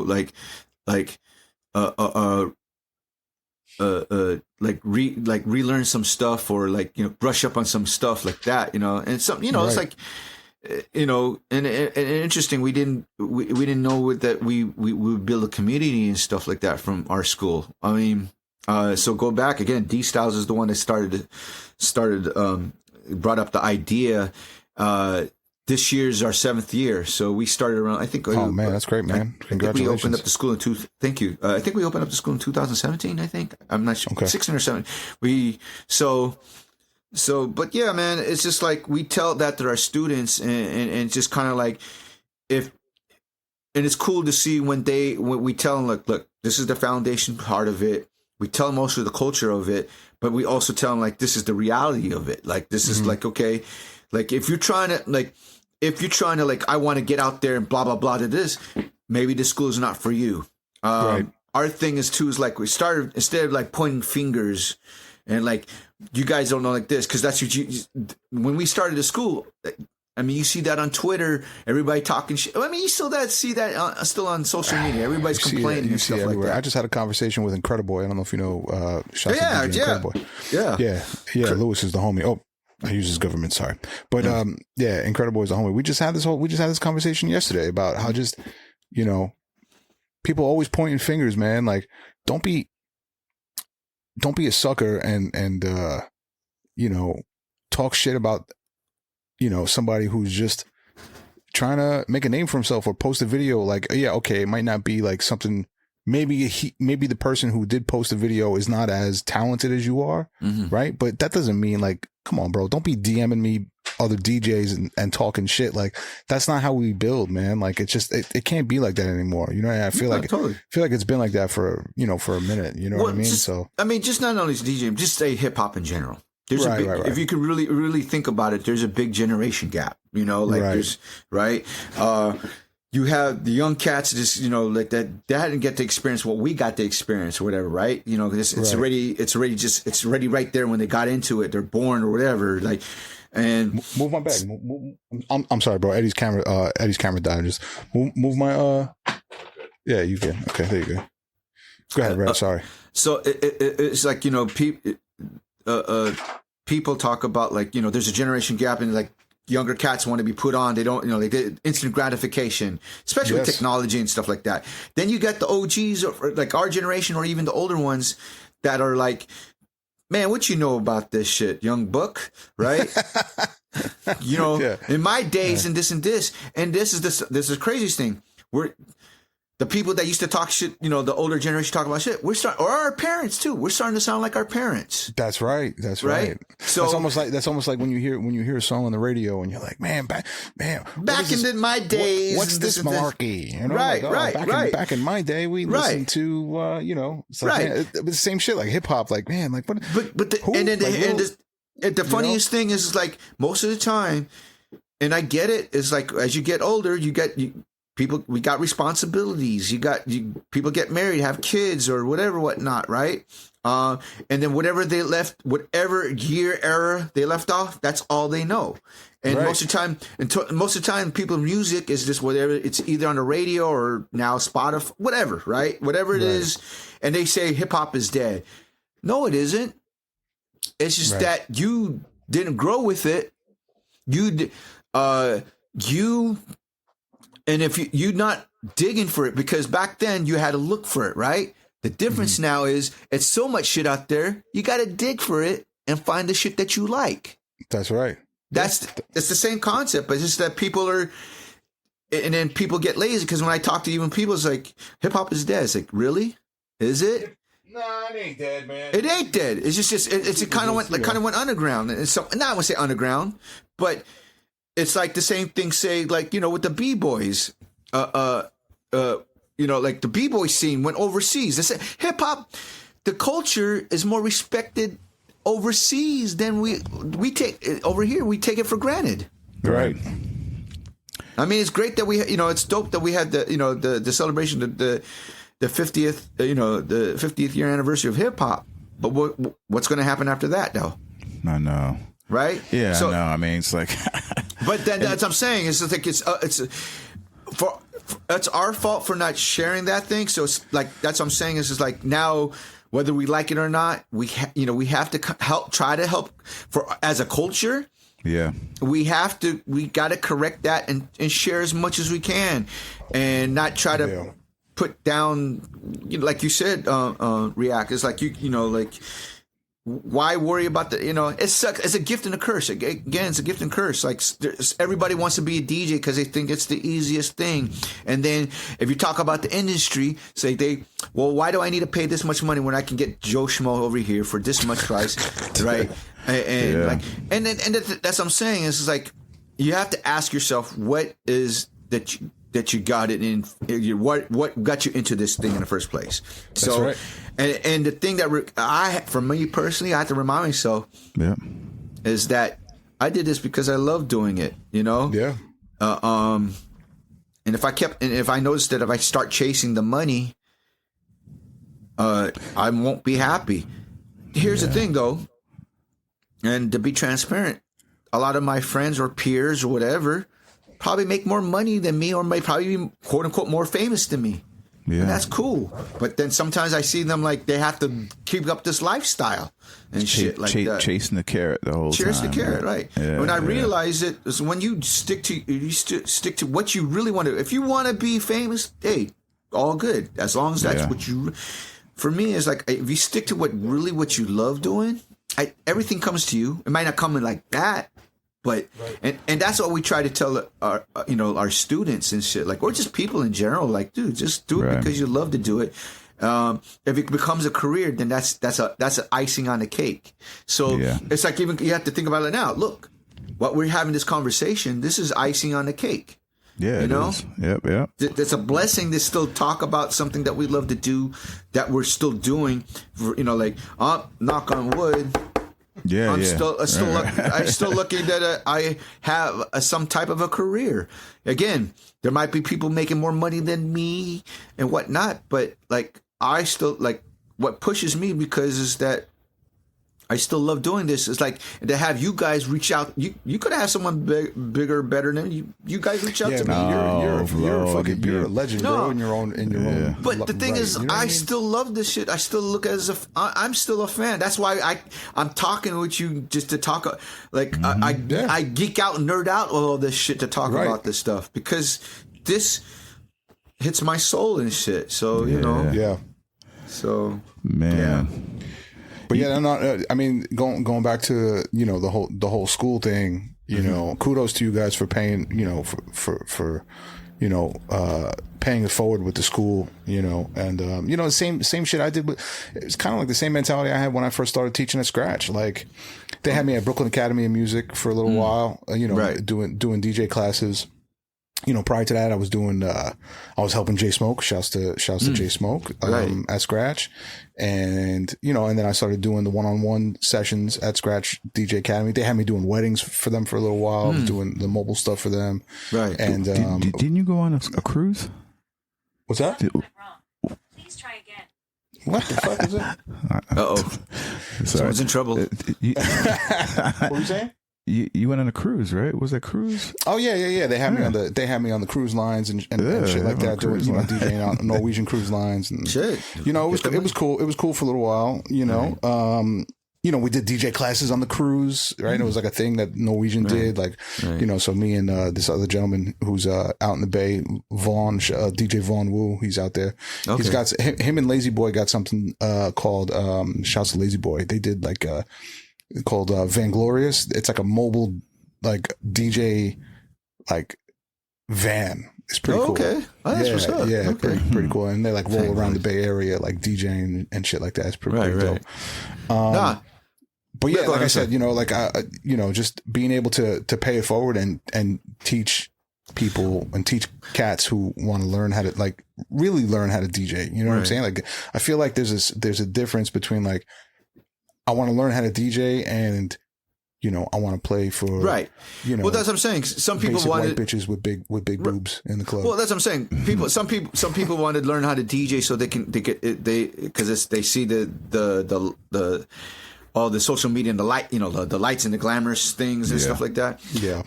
But even as a teacher, so it's interesting you say Scratch because Mr. Chalk, Chalk was originally teaching at Scratch Academy here in LA for like at least 10 years and stuff. Out of all of us, he has the most experience. So when we say we're going to open up a school, we say, hey man, you want to still be at Scratch or do you want to be teaching with your crew and shit like that? So he shout out to Chalk. We call him the Dean of Students, but like he's the one that kind of like really help us to learn how to teach. Cause that's a thing too. When you become an instructor and a teacher, it humbles you. Teaching is a whole different ball game and shit because you got to teach someone that doesn't know how to put a needle on a record. How do you explain to them why you got to do that stuff? So teaching has actually made us become students again and stuff like that. So that's right. And becoming a teacher, I actually became a better DJ. Yeah. Because you have to be on top of your like why because when you have to students be very patient too, man. Totally. For sure. Totally. I'm sure you've seen cats take the tone on like this. I got to deal with I be like, you know what I'm saying? Well, it was funny because they call me the Sarge and shit like that. You give him a ruler slap? No. Well, it's funny because it's like if you see Chalk or Babu teach, very like this. Me, I'm like. Let's go, right? So we're like, come on, of course, it's like I would say, like tough love and stuff, because like I would get on her case, but then after that I pull them aside. It's like, look, I'm only doing this because I want you to do good. You paid a lot of money to be here, so I don't want you to waste your time. I want you to get as much as it, but also it's like we also tell them, like, dude, you come in our school, you're representing us, so it's our reputation's on the line. And then also tell them it's like, it's like I only be tough because it's like if you want to really do this, I want to share you all the stuff, but you got to put in the work. It's not easy as you think, right? It's like you think it's this. It's not. Like when we teach them from vinyl to digital, right? Yeah, that's what we did at Scratch too. Yeah, exactly. It's the same. The concept is like like again. Chalk has been more experienced, so he shared us the experience and stuff. So the reason why they call me the Sarge is because it's like we tell them don't look at your laptop like you're reading an email and shit like that. So when they start looking at their laptops, I'm notorious of walking by and closing their laptop while they're looking at their laptop trying like this. I'll be like this. I close their laptop while they're DJing and stuff. They got Serato face like this all the way down. Yeah. Right. So I go like this. And it's just like, and I ask, because we tell them, it's like, do you like it when the DJs look at their laptops? No, then don't do that. And I said, like, look, like DJing's yours. Trust the rhythm, trust your body, but you got to build that up. You can't see. You notice how you can just you know, we say Serato's a tool. Like, you know, don't let the, you know, and that's, I'll add to that later, but like, yeah, the tool, you know, the tool, you control the tool doesn't control you. You know, like it's an extension of you like that, right? And this comes to the thing too. Remember when, you know, Serato came back out, you know, first came out like that. You know how, you know, I mean, I'm guilty of it, being a purist, man. Vinyl like this, right? Honestly, you know, the person that, you know, because we were all anti digital, whatever. When you know, especially when Final Scratch first came out and shit. Yeah, you know who the Final Scratch. Oh boy, yeah, I remember that thing. Yeah. You know who the person that really opened our eyes and told us like, yo, man, this is on some new, you know, that you need to jump on this. Is Eddie's hero, Jazzy Jeff. Absolutely. Jazzy Jeff, when Jeff showed us stuff, like, it's like we're like, really? And when Jeff did Jeff on Serato, we're just like, wow, okay, because it's like, how you gonna talk shit to a person right that brought the Transformer Scratch out, has skills and shit, can bust you. Like, you know, so it's like, and he's from that generation, you know, he's from the older generation. Yeah. So that shows like, okay, if Jeff can do it, why can't we do that? That's something where we just like, okay, right? Because it's like, and then it goes down to this. It's like, if you are not that great on vinyl, Serato will make you somewhat decent, but you still ain't going to be, you know, you still got to have the skills. Yeah. Right. You know, but that's what I'm saying is just like, so it's a gift and a curse, you know, like people, you know, it's easy access, but at the same, you know, so everybody's, so the thing is like, we can complain. I think it's a nice trade. I think it's a wonderful trade off. I agree. You know what? You know what though? Like, I'll tell you what. I used, I forgot where I was at, but I used CDJ 3000s. Without Serato, and you said it like 15, 20 minutes ago about thumb drives. First time in my life I ever imported crates from Serato to Record Box, and then from Record Box to USB. And let me tell you, it felt good because I wasn't looking. And granted, you're looking at the 3000. Right. It's got a big fucking 9-inch screen, whatever it's got, but it felt good not having a laptop, this monstrosity of a laptop in front of me. You know what I mean? I get it. I totally get it. Yeah. And it was almost like you connected with, you know, the people who were there a little bit more than you would, as opposed to, and like every DJ is guilty of it, right? Like, of course you're going to look at the fucking computer. You're going to you're going to glance at the waveforms or whatever it is. Even now with the controllers, you know what I'm saying? Like with the Rev 7, you're not even looking at the laptop anymore because the waveforms are on the waveforms are on the unit. Ladder. So it's, you know what I mean? So, I mean, every DJ is guilty. I mean, I don't want to say guilty, but like guilty of it, you know, but it's a tool, you know what I'm saying? Use the tool to your advantage. Totally. To grow as a DJ, you know? I gotta be honest. I don't miss vinyl. I don't, man. I put in the work. I feel like I put in the work. I've carried enough crates for my days. I've had enough hangnails after you know sifting for the records during parties. I mean, I agree. I agree with you, Eddie. I mean, that's why I love 45s because it's like it just brings like a small bag and shit. But I don't see that. That's one of my traveling cases. I don't miss bringing those and shit to Japan or Europe and stuff like that. No, right. No. But I agree. But that's the thing. We also tell our students is like it shouldn't matter.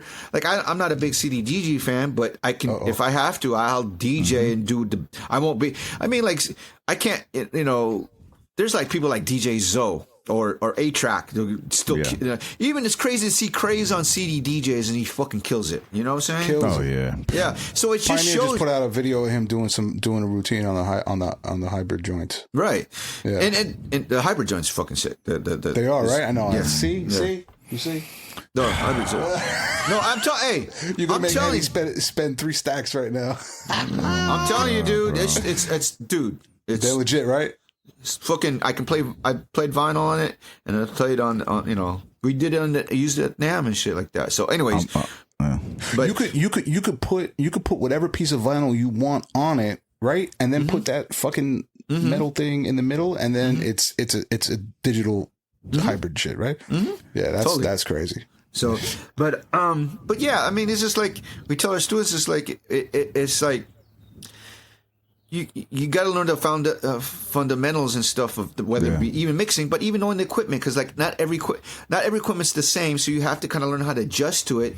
But as long as you know the basic stuff, you'll be good. Of course, you're going to do best when you're on your your equipment that you're comfortable with. But sometimes rules says like they don't have the S9, they have the blah blah blah. You gotta use like for instance like the Nexus S900. Like that's honestly I'm not a big fan of the mixer, but I can use it and shit like that. Right. But and I'll use it to my best ability. That's the thing, is it's like having that experience, and then we tell that to our students. It's like you have to know a little bit of everything and stuff. DJing's the ultimate multitasking thing. Because you got to learn.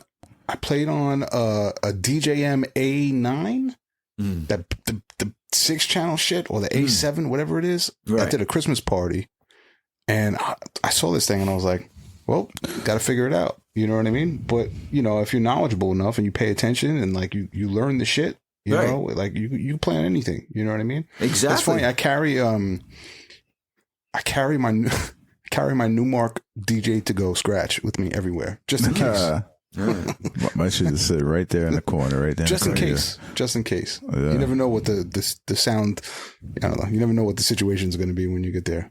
Right. But yeah, I mean, listen. If you could get busy, you get busy on anything. I've always said that. Yeah. No.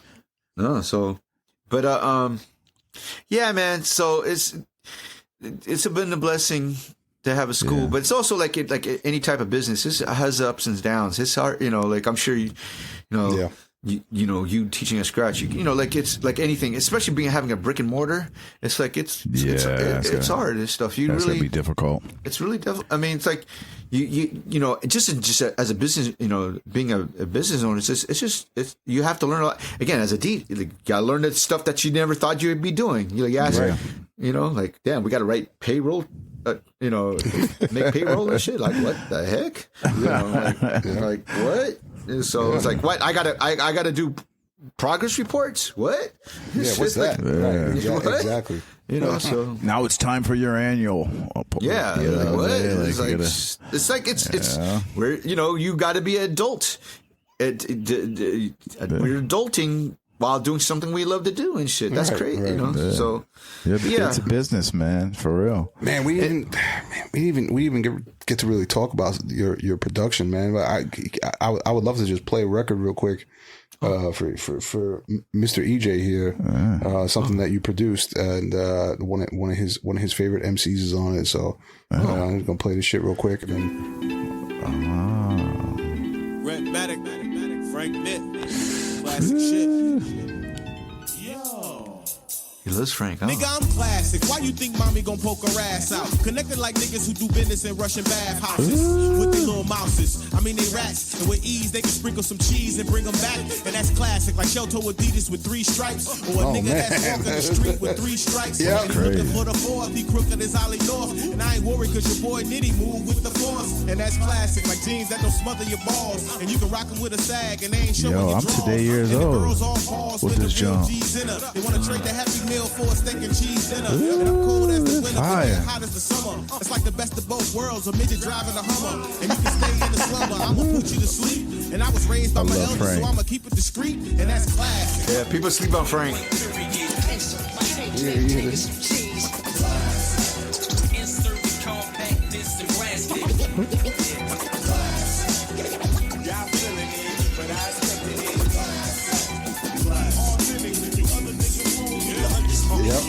Oh my god, that's crazy, man. Rhett's got some shit, man. Hey, Rhett, man. So like that's a nice little segue because what tools are you using over there at Paul's for production? Well, I guess and some of your inspirations too, man. I mean, honestly, man. I mean, I know you've been in the game for a while. The production, the whole production side of it. Yeah. Well, I mean, shit. pretty much everybody. I mean, it's of course you're whatever, from Dre to Dilla to Primo to Pete Rock to, I mean, so what do you use? What are you using instead? What's your tool of choice? Well, I mean, right now, currently, I use Reason and Serato Studio. Oh, word! You like Serato Studio? That beat right there was Reason. Ooh. Right. Okay. But I actually learned how to do drum programming on Elisa's HR16 drum machine. There it is. My old machine. Right. It's the same machine that Primo used when he first started, right? So I learned I learned how to do all my drum programming on that. And then oh shit, he's flexing. Yeah, he's gonna pull some shit out. It's the hard flex. So hands up. All right, we can go. So basically, then I know, right? when the SP1200 got reissued and shit, that's when I got it in '91. So it's like I have one of those shits, and you can literally bake an egg on that shit. That's how hot my shit used to get, man. I had to. It used to get hot. Well, I gotta get this fixed because I think I blew a fuse and shit like that. So, but I went from that's an original 1200. No, the SP1200, the original SP1200 is gray, is like light gray. That's what I had. This is the black finish. Oh, okay. I had the gray one. You can literally fry an egg on so that. So this is the when after they stopped making the SP1200, this is the reissue when it first came back out, right? Okay. So It's the Bruce Farrat. Will Bruce fix it? No. I mean, I take it to Bruce, but no. Shouts to Bruce Farrat. We gotta get Bruce on the show. Yes. Oh yeah. Man, please, Bruce. So he fixes everybody custom. Well, anyways, so SP is like all my first production, like for Key Cool and Rhettmatic and the Visionaries. That's all like the SP1200. Eventually, I can't. It's over there too, but I eventually went to the MPC 2000 and shit like that. So I which I have over here too, but it's like I bought it off of Ev. He got the when Ev got the MPC evidence when he bought the MPC 2000 XL. He's dropping names like you wouldn't believe. I know. Oh, just whatever. Just flexing. Like, I got my shit from evidence. No. I bought. He told me this is funny because he told me he's going to buy the 2000 XL, and I was like, he's like, and it's like, what are you going to do with the 2000? I'm going to probably sell it. So can I buy it? So I bought it from him. So I went from the SP to the MPC, right? Then a hot minute, like Babu, Khalil, Alchemist, they were on the ASR 10. So was Evidence was on the ASR 10. Yeah. So I bought one too, but it wasn't really for me. I got my ASR 10s up there and shit like that. So it still is for you because you still got it. You let none of that stuff go. Well, the interesting part, so I was on the MPC so I went from the SP1200 from 91 to 98, maybe, or like that. 99 is when I got 99 to 2007 is when I was on the MPC 2000, and then I got into Reason, and the person that got me into Reason was DJ Khalil. So Khalil was, if you know Khalil, Self Scientific. Oh yeah, of course. All of either Dre, 50 Cent, whatever, Aftermath, So he was an ASR 10 guy too as well. He's the one that actually told us about Reason, and that's how. Honestly, people know that that Khalil is kind of like the first person to me, at least to my knowledge and to my opinion, is kind of like the first person to kind of sound design and sample his own shit. Like he had sessions plays already. If you listen to the first Self Scientific album, the Self Science, he does that all on ASR 10. But he had like a real live bass player or it's a guitar player, like that. It got to a point where he starts like just hey, play something, and then he starts just sample and chopping it into Reason and shit. And then so when he told us the story, there was a big thing too. I think was it a Beat Society? I think it was the first Beat Society LA and shit. And he just landed his a placement on Jay-Z's Kingdom Come album. He did the beach chair. I think it's beach chair and shit. Oh man, right? So because Alchemist and us, like we're all like, dude, congratulations, you made it. And he told us the story that how like Dre was asking, so like Jay-Z wants to use this beat because this is the journey. Like Khalil was working with Dre, obviously. They were working on Detox and shit like that. And Jay-Z heard the beat and he says, "I want this beat." So Dre says, "I'll give it to you." And then so he hit up Khalil saying like, "Yo, what's the sample?" And it's like, "There's no sample. What are you talking about?" And the craziest thing is like he would sample his shit and chop it like he was on an ASR, but it's his own. Yep. And so he told when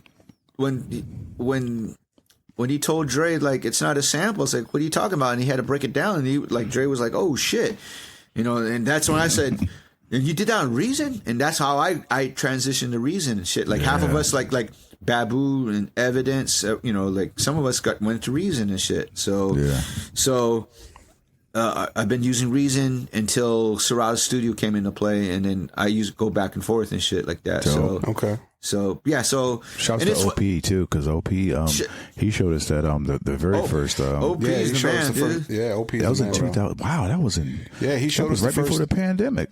Wasn't OP it? was on like at first. No, Serato Studio came out a little bit before that. It came out a little bit before that. Yeah, but no, we were at Serato headquarters when like right before or right after Serato Studio came out. OP was showing us. I mean, it was like it was so. I was kind of like they showed it to me like that until like J Rock was like, "Come on, dude, just dude, it's so stupid. You can make a beat like that if you know how to use it." I was like, and then once I did, I was like, "Holy shit!" Yeah. And it's funny because like I converted J Rawls.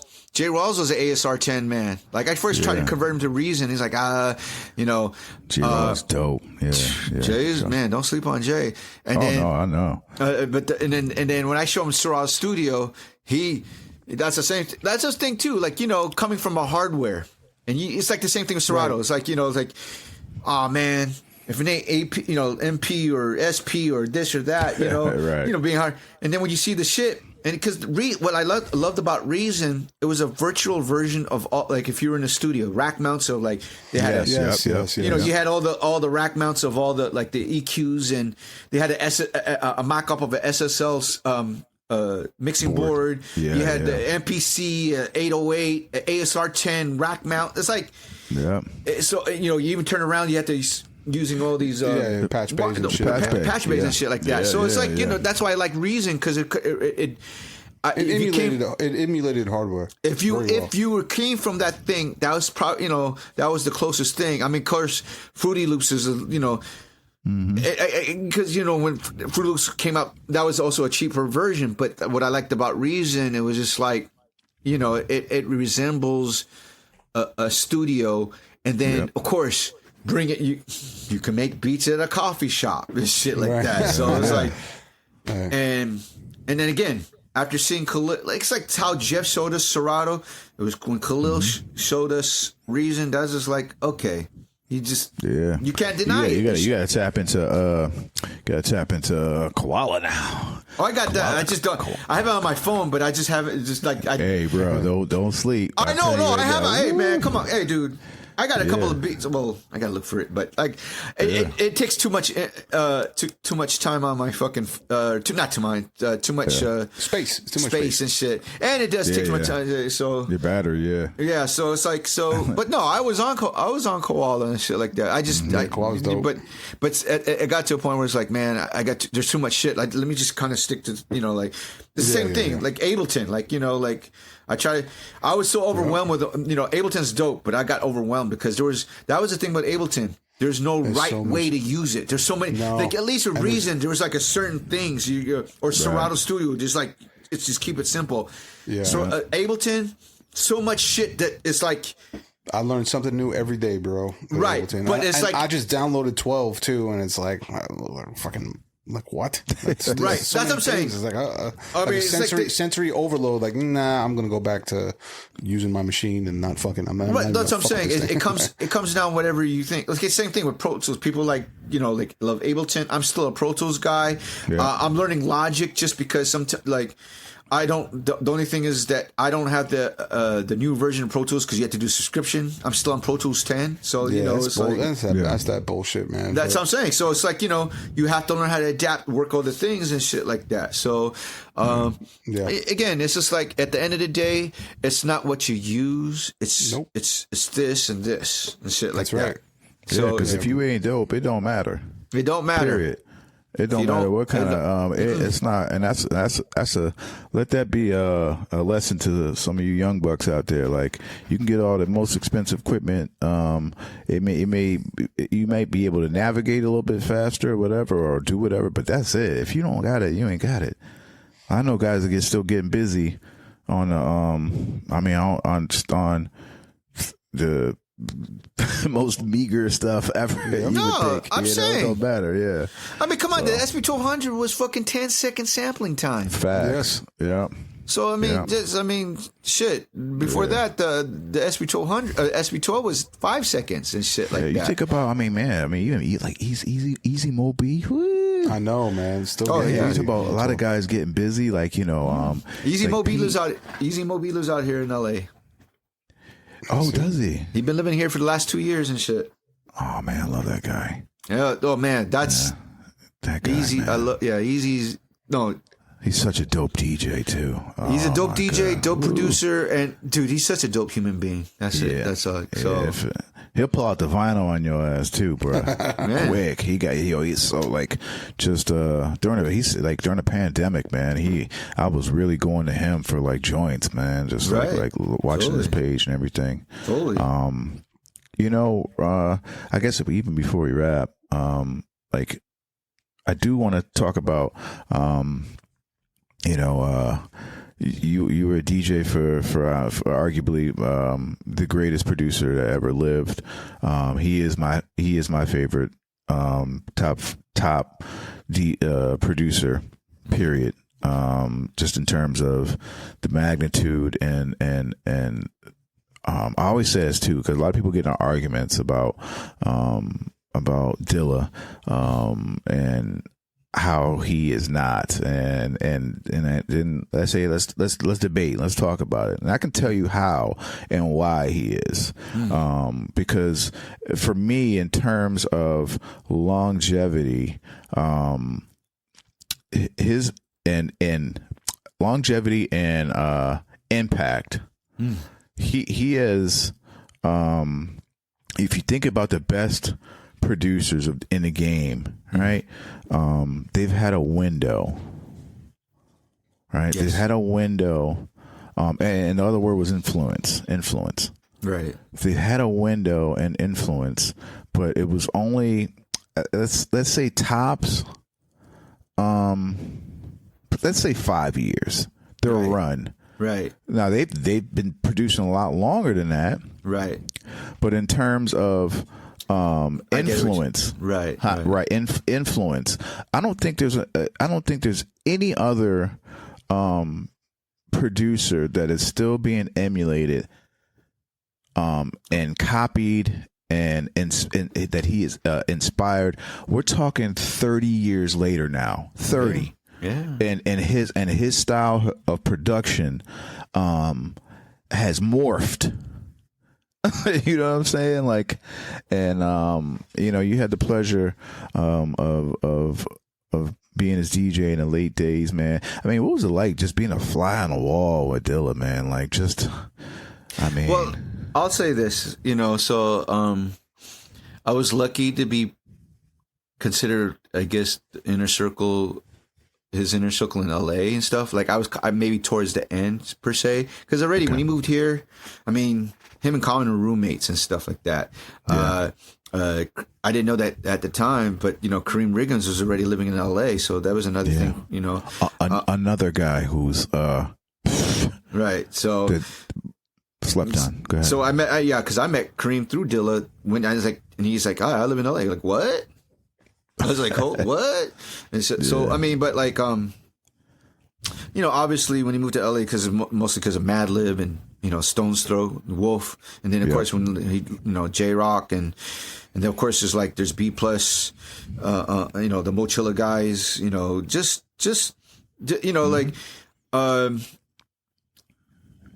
it's just he liked LA because he felt the love.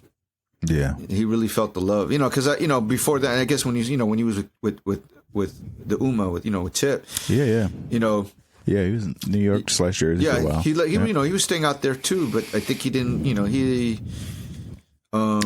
it's a hard place here in New York, man. Right, it really is. I mean, right, yeah, and because like same thing too, Detroit. He wasn't, we talked about off records, like Detroit. They didn't really appreciate Dilla, or they didn't know Dilla and stuff like that. He was like, so that was the thing, is that why I think he liked LA is because is the love that he got. Obviously the weather, the scene. I mean, a lot of the music scene, whatever, whatnot. And I always say this: there's also that besides the weather, Detroit and LA has this weird history per se, going from like say the basketball games, like the Lakers and the Pistons, like there's that. Yeah. But there's also a car culture. Like there's a car culture here in LA and there's a car culture in Detroit. So facts. Detroit and LA tend to also play almost the same music. The craziest thing is that Juan Atkins, what do you call it? Incredible house DJ producer. Yeah. But he made a song called Clear under the name Cybertron. We used to cut that shit up over here in LA. Right? Yeah. So you also got like MC Breed from Michigan thinking that we thought he sounded like he's from here and shit like that. I thought Breed was definitely from LA at first. I was like, what? Are you from the D? So it's like, sorry. It's okay. I gotta prove my uncle and my mom that I'm still doing an interview. So no. We about to exit. Yeah. So hey. But like So I mean, so I think there's a correlation that there's a lot. Like it made sense for Dilla and shit. Like a little fun fact and stuff. Like if you seen pictures of Dilla throwing out the W, that's all because of me. I geeked out because I go like, hey Dilla, you're out here, man. Just start throwing a W, man. Like I was like, yeah. Next you know. Oh man. So man, that's funny. I just like. Yeah, you were DJing for him. I mean, he had a few like at one point. But you like his days right before, like that last European tour that he did. Man, I just can't get that out of my head. Like just seeing him, and I was just like, man, this is wow, what's going on? It's crazy. Yeah, it's crazy because I knew he's sick. Like we knew he's sick, but I didn't know the extent of it. Like only like Wolf, the Stone Throw Cats and the Mochilla, like only a few people I would know because Jay or Wolf would tell me and shit like that. Of course, and then I heard when B plus and Madlib brought Dilla to Brazil. That picture of Madlib and Dilla, right? Yeah. So it was kind of like it was kind of scary. Because it's like, are you sure it's cool? It's like Dilla wanted to go because he loved Brazil. He loved Brazilian music. He loved, so he would, he wanted to go so bad. Unfortunately, he got sick. I mean, he got sick out in Brazil. So when we heard about it, it was like, oh shit, is he okay?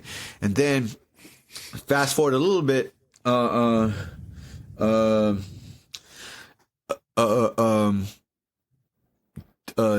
was about to go to Europe and shit. So he wanted Jay to DJ for him because it makes sense because Jay is the third member of J-Lib, the unofficial third member, right? But he couldn't because he was supposed to go on tour and DJ for Madlib and shit like that. So with that being said, he reached out to me and said, "Yo, man, I want you to go with me to Europe." Come on, let's go. Let's go. Come on. Yeah. Right? And then I was thinking that Jay J-Rock was saying like, you know, like he recommended me and shit, you know. Yeah. And I hit up Jay and shit. Was like, yo, man, good look, you know, good looking out. And he says, it's like, he was like, I didn't say anything. Word? Oh man, that's fine. Well, because you know, and it's funny because, and like I said, like I got, you know, we start, you know, obviously Jay's, you know, they go, him, Madlib, and Dilla go record shopping. And every time I was like, where'd you go? Oh, I went digging with Otis and Dilla. And I'm like, oh, you fucker. Like, how you feel about Lord Finesse? Like, your boy went to Lord Finesse. I was like, oh, you fucker. Right, shit exactly. like that. Right? Yeah, so, Static, you fucker. But, you know, but like every time I say, like Dilla, like I gave him mixtapes. Like I remember like when I gave him my exclusive collection, you know, so, you know, Dilla put out Fuck the Police on Up Above Records, which is the label that Visionary, it was the Visionaries was also, you know, like that. So when I did my exclusive collection mixtape, I gave him a promo of me hearing, you know, him, you know, fucking up doing doubles of Fuck the Police before, you know, came out and shit. Just like, here, you got to have this and shit, you know, and then I also gave him some, you know, I gave him our private stash Beat Junkies DVD and shit. So I would heard he would, like Jay told me, he would watch our DVDs and seeing us cutting it up and shit like that. So, you know, he's a DJ and shit like that. I know. So I would also like, yo, Dilla, if you need some scratches, dude, you know, like maybe we could do some turntable shit with your shit. It's like, all right, like that, you know.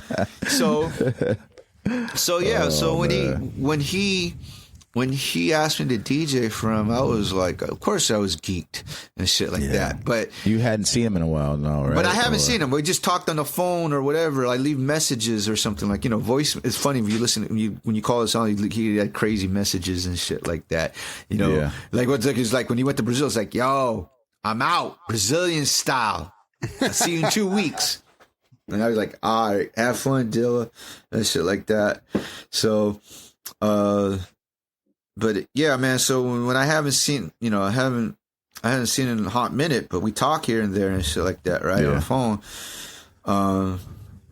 But Jay would tell me, like when I told, like, hey, I'm going to DJ for Dilla, and it's like, yeah, it's like, hey, man, just letting you know, he's sick. It's like, I know, but no, you know, he's sick. Like he didn't go too many details, but like, dude, he's sick. All right, so. Of course, he had his manager Tim Maynard hit me up and shit, like to confirm everything and all that stuff. So, of course, I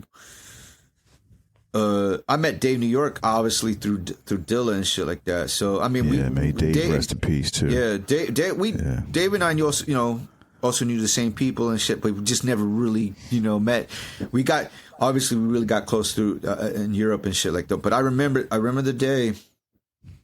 I was at LAX, waiting. You know, I got there first, waiting for him, and so, and next, you know, I see Tim Maynard, then I see Mama Yancey, and then I seen Dave New York pushing somebody in a wheelchair, and I looked closely, and it was Dilla. Couldn't believe it, right? And he was, man, it's the first time I seen. I had to keep a straight face because I didn't want to, like, I was like, oh, what's up, man, you ready, dude? All right, man, I'll see you on the plane. And I had to pull Dave New York. Yo, man, the fuck, you sure he's like, he's like, yo, man, he wanted to do it. He wants to do it. And I was like, oh shit. And it's the same thing too. So when we got to London was one of our first show, Frank and Dank, they were living in Toronto. Yep. And shit. Yep. So both Frank and Dank and Fat Cat, they haven't seen Dilla yet. So that was the first time they seen Dilla like that too. Man. So it's crazy. So that's family. That was family too. And that's family and shit like that. So that was, I mean, I didn't know it was the first time they seen him until I read the book and shit like that. You know, this is like, I was like, but everybody was, game face and shit like that. Yeah. It's just crazy, man. I mean, I tell you, man, when I saw it was on the doc. When I saw that, I was just like, I didn't know. That was the first time I actually saw like him in that light. You know what I mean? No. It was the first. Yeah, it was the first. The Stones Throw thing. I didn't know it got to like that footage. It was the Stones Throw documentary. Oh, you're talking about? Oh, yeah, when they were at the Conga Room. So it's originally that party was originally for. You're talking about it's a smaller stage, right? And I think the idea was when he was out and they propped him on the stage, but it was the European one. It was. Oh, you're talking about? You guys were filmed at the airport. Oh yeah. So that documentary, that's Frank and Dank's European vacation. So they right. So I didn't know to what magnitude at first, and I was like, no way, that's just mad, because there wasn't pictures out or anything like that. Well, I mean, there was pictures starting to circulate. I guess also like on an OK Player board and shit like that. And then people, and it was funny too. People had their opinions, like why is he going on the road and shit like that. So in hindsight, I didn't know. I kind of figured out after the fact or something like that. Like he stopped going to the doctor and says like, he it's like, I'm not going to do any more chemotherapy or whatever like that. This is what I'm going to do. I mean, of course, while we're in Europe, we make sure he get his chemotherapy and shit like that. But at the time, he was like, from what I understand, it was chemo dialysis, maybe. Oh, dialysis. There you go. Not chemo, but dialysis. He had, he was like, I'm not going to, but there was ever treatments. He says, that's it. I'm not doing it. But he would do dialysis while in Europe and shit. I'm sorry. I got chemo dialysis. No, it's okay. And so in hindsight, I think he knew he was this is it. Yeah.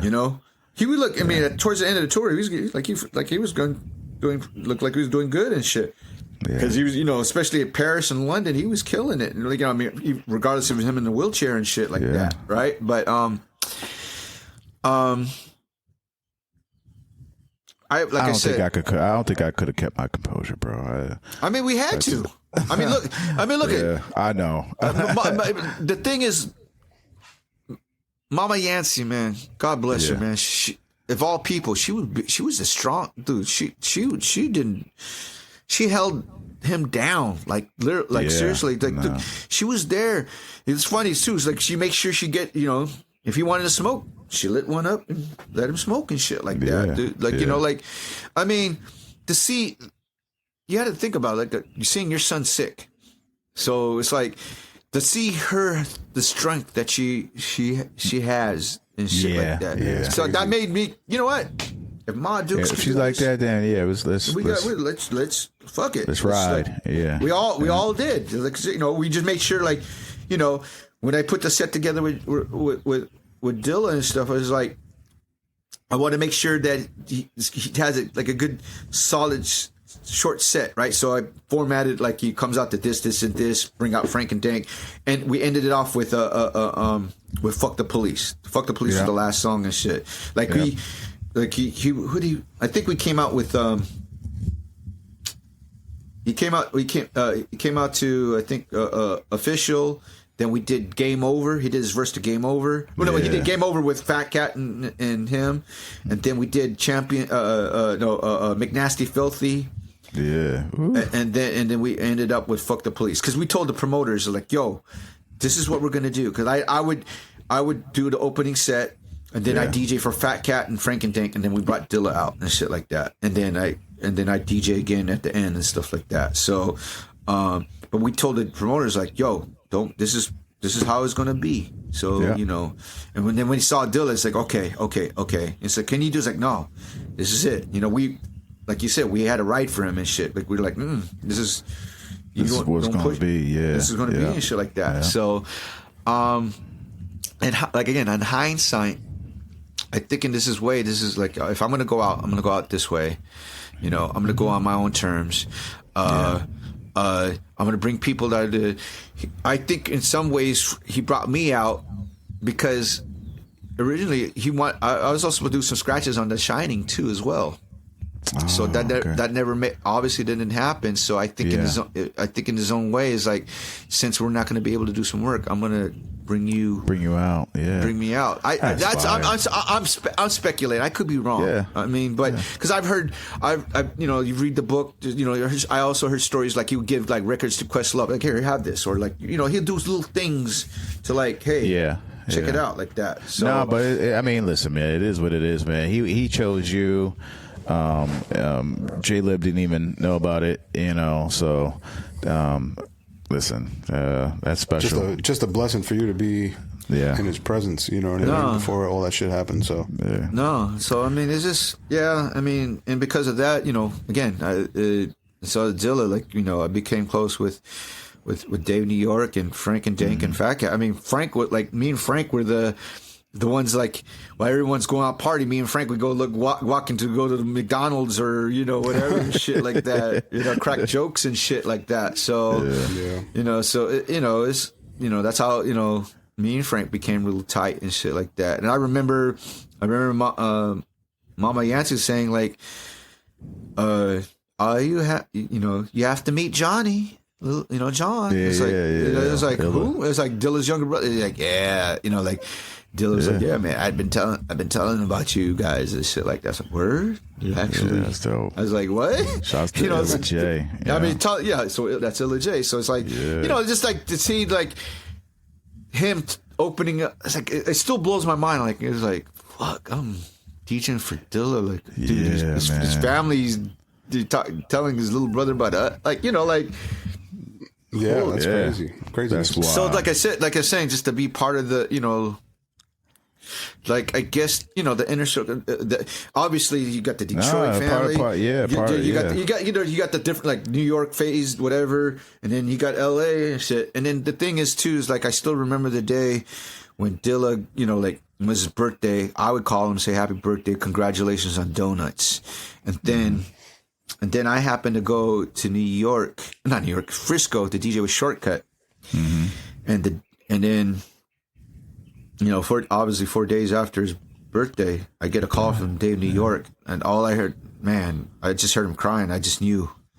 Yeah. I just knew. And then, man. And I was like, I was ready to cancel my gig and fly back to LA. And Dave was like, nah, dog, Dilla don't want you. He said, get paid. Just come back when you come back and shit like that. And, and I still remember it was like, it was hard for me DJing and shit like this. And I remember it's like straight, and I went straight from the airport to Dilla's crib, Dilla and Commons, and it was weird. It was crazy because like during the day, everybody, I heard stories. Everybody went to Dilla's crib. Everybody was there. Everybody. Pete Rock, fucking And so I remember as soon as I got there, it was in the daytime. I walked in. This is the night. It was the night before everybody was there. Eric Badu, Questlove, whatever. But like when I got there, opened the door. Jeff Jank opened. It's like, hey, what's up, dude? As soon as I walked in, who I see of all people, Dave Chappelle. And shit, Dave Chappelle. Obviously, Dave Chappelle wasn't as big as he is now then, but he still knew. I was like, oh shit, it's Dave Chappelle. And then I think 88 Keys was there. I think it was crazy. Just a couple other people. I'm trying to remember, but I just remember they all looked at me. They all looked at me like, "Who is this guy?" Like, like who's this Asian cat like that?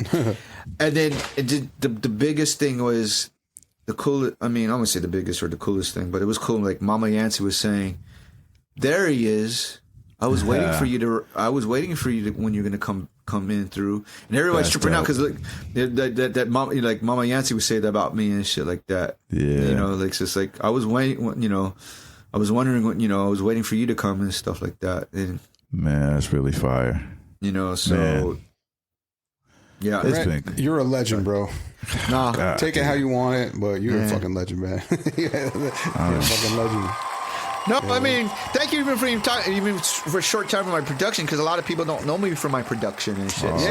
I'm sorry. I'm sorry. The show, you know, we went a little left with the DJ stuff, but that's also important. But you know, I mean, the production aspect is definitely important. You got fucking joints too, man. The shit you put out on Street Corner with Shoes is well. I had to. First of all, I love Shoes. Thank you to Shoes, because he was the one that says, let's put out an album. I was like, really? Yeah. Love like, that you know, guy. because Shoes is a man of integrity, and sure is. If he don't like your shit, he don't like your shit. He'll fucking tell you. He'll tell you straight up. Like, he know the real too, right man. Like, face. yeah, he know the real. Like I said, and his interview, we just interviewed him prior to, and I say to him all the time before when I introduce him that he's one of the greatest tastemakers of music ever. Totally, his ears is impeccable. So the fact that he said that let's put out a instrumental album of your beats, I was like, for real? Like, you know, because like unless you like, this is, and I think this is because like if you're LA, a lot of people obviously know me for my production more for Visionaries Only and shit like that outside of, you know, and I try to do stuff outside, you know, but when he told me, he says, let's put out an instrumental album, I was really shocked. I said, so the album was called Rhett Got Beats, right? But it was supposed to be say with a question mark, Rhett Got Beats? You know, like he actually does beats and shit like that, you know? And so, and, you know, he handpicked the beats that want to be on the album. Like, he always says that, yeah. Yeah, he handpicks the beats. He tells, I want these and this, and then he lets me put, and then I put it together how I put it together. But he personally handpicked the beats to be on Fire. it, and then from then on, I guess once it came out, and everybody said the same thing. Rhett got beats, but he said, take out the question mark. No, motherfucker, you said Rhett got beats. Beats, yeah, he got. Yeah. He said no, Rhett got. You know, you take out that question mark. He said Rhett got beats, and I was like, okay, you know, have to pause that though. What's that, man? You got to pause that one. Oh, come on. Yeah. Well, here. This is here. Yeah. So but yeah, I love Shoes. Because the fact that he had the confidence to put, to put me, because look who's on the people he put on Street Corners Music and shit. So just to have me, I mean, again, everybody knows me.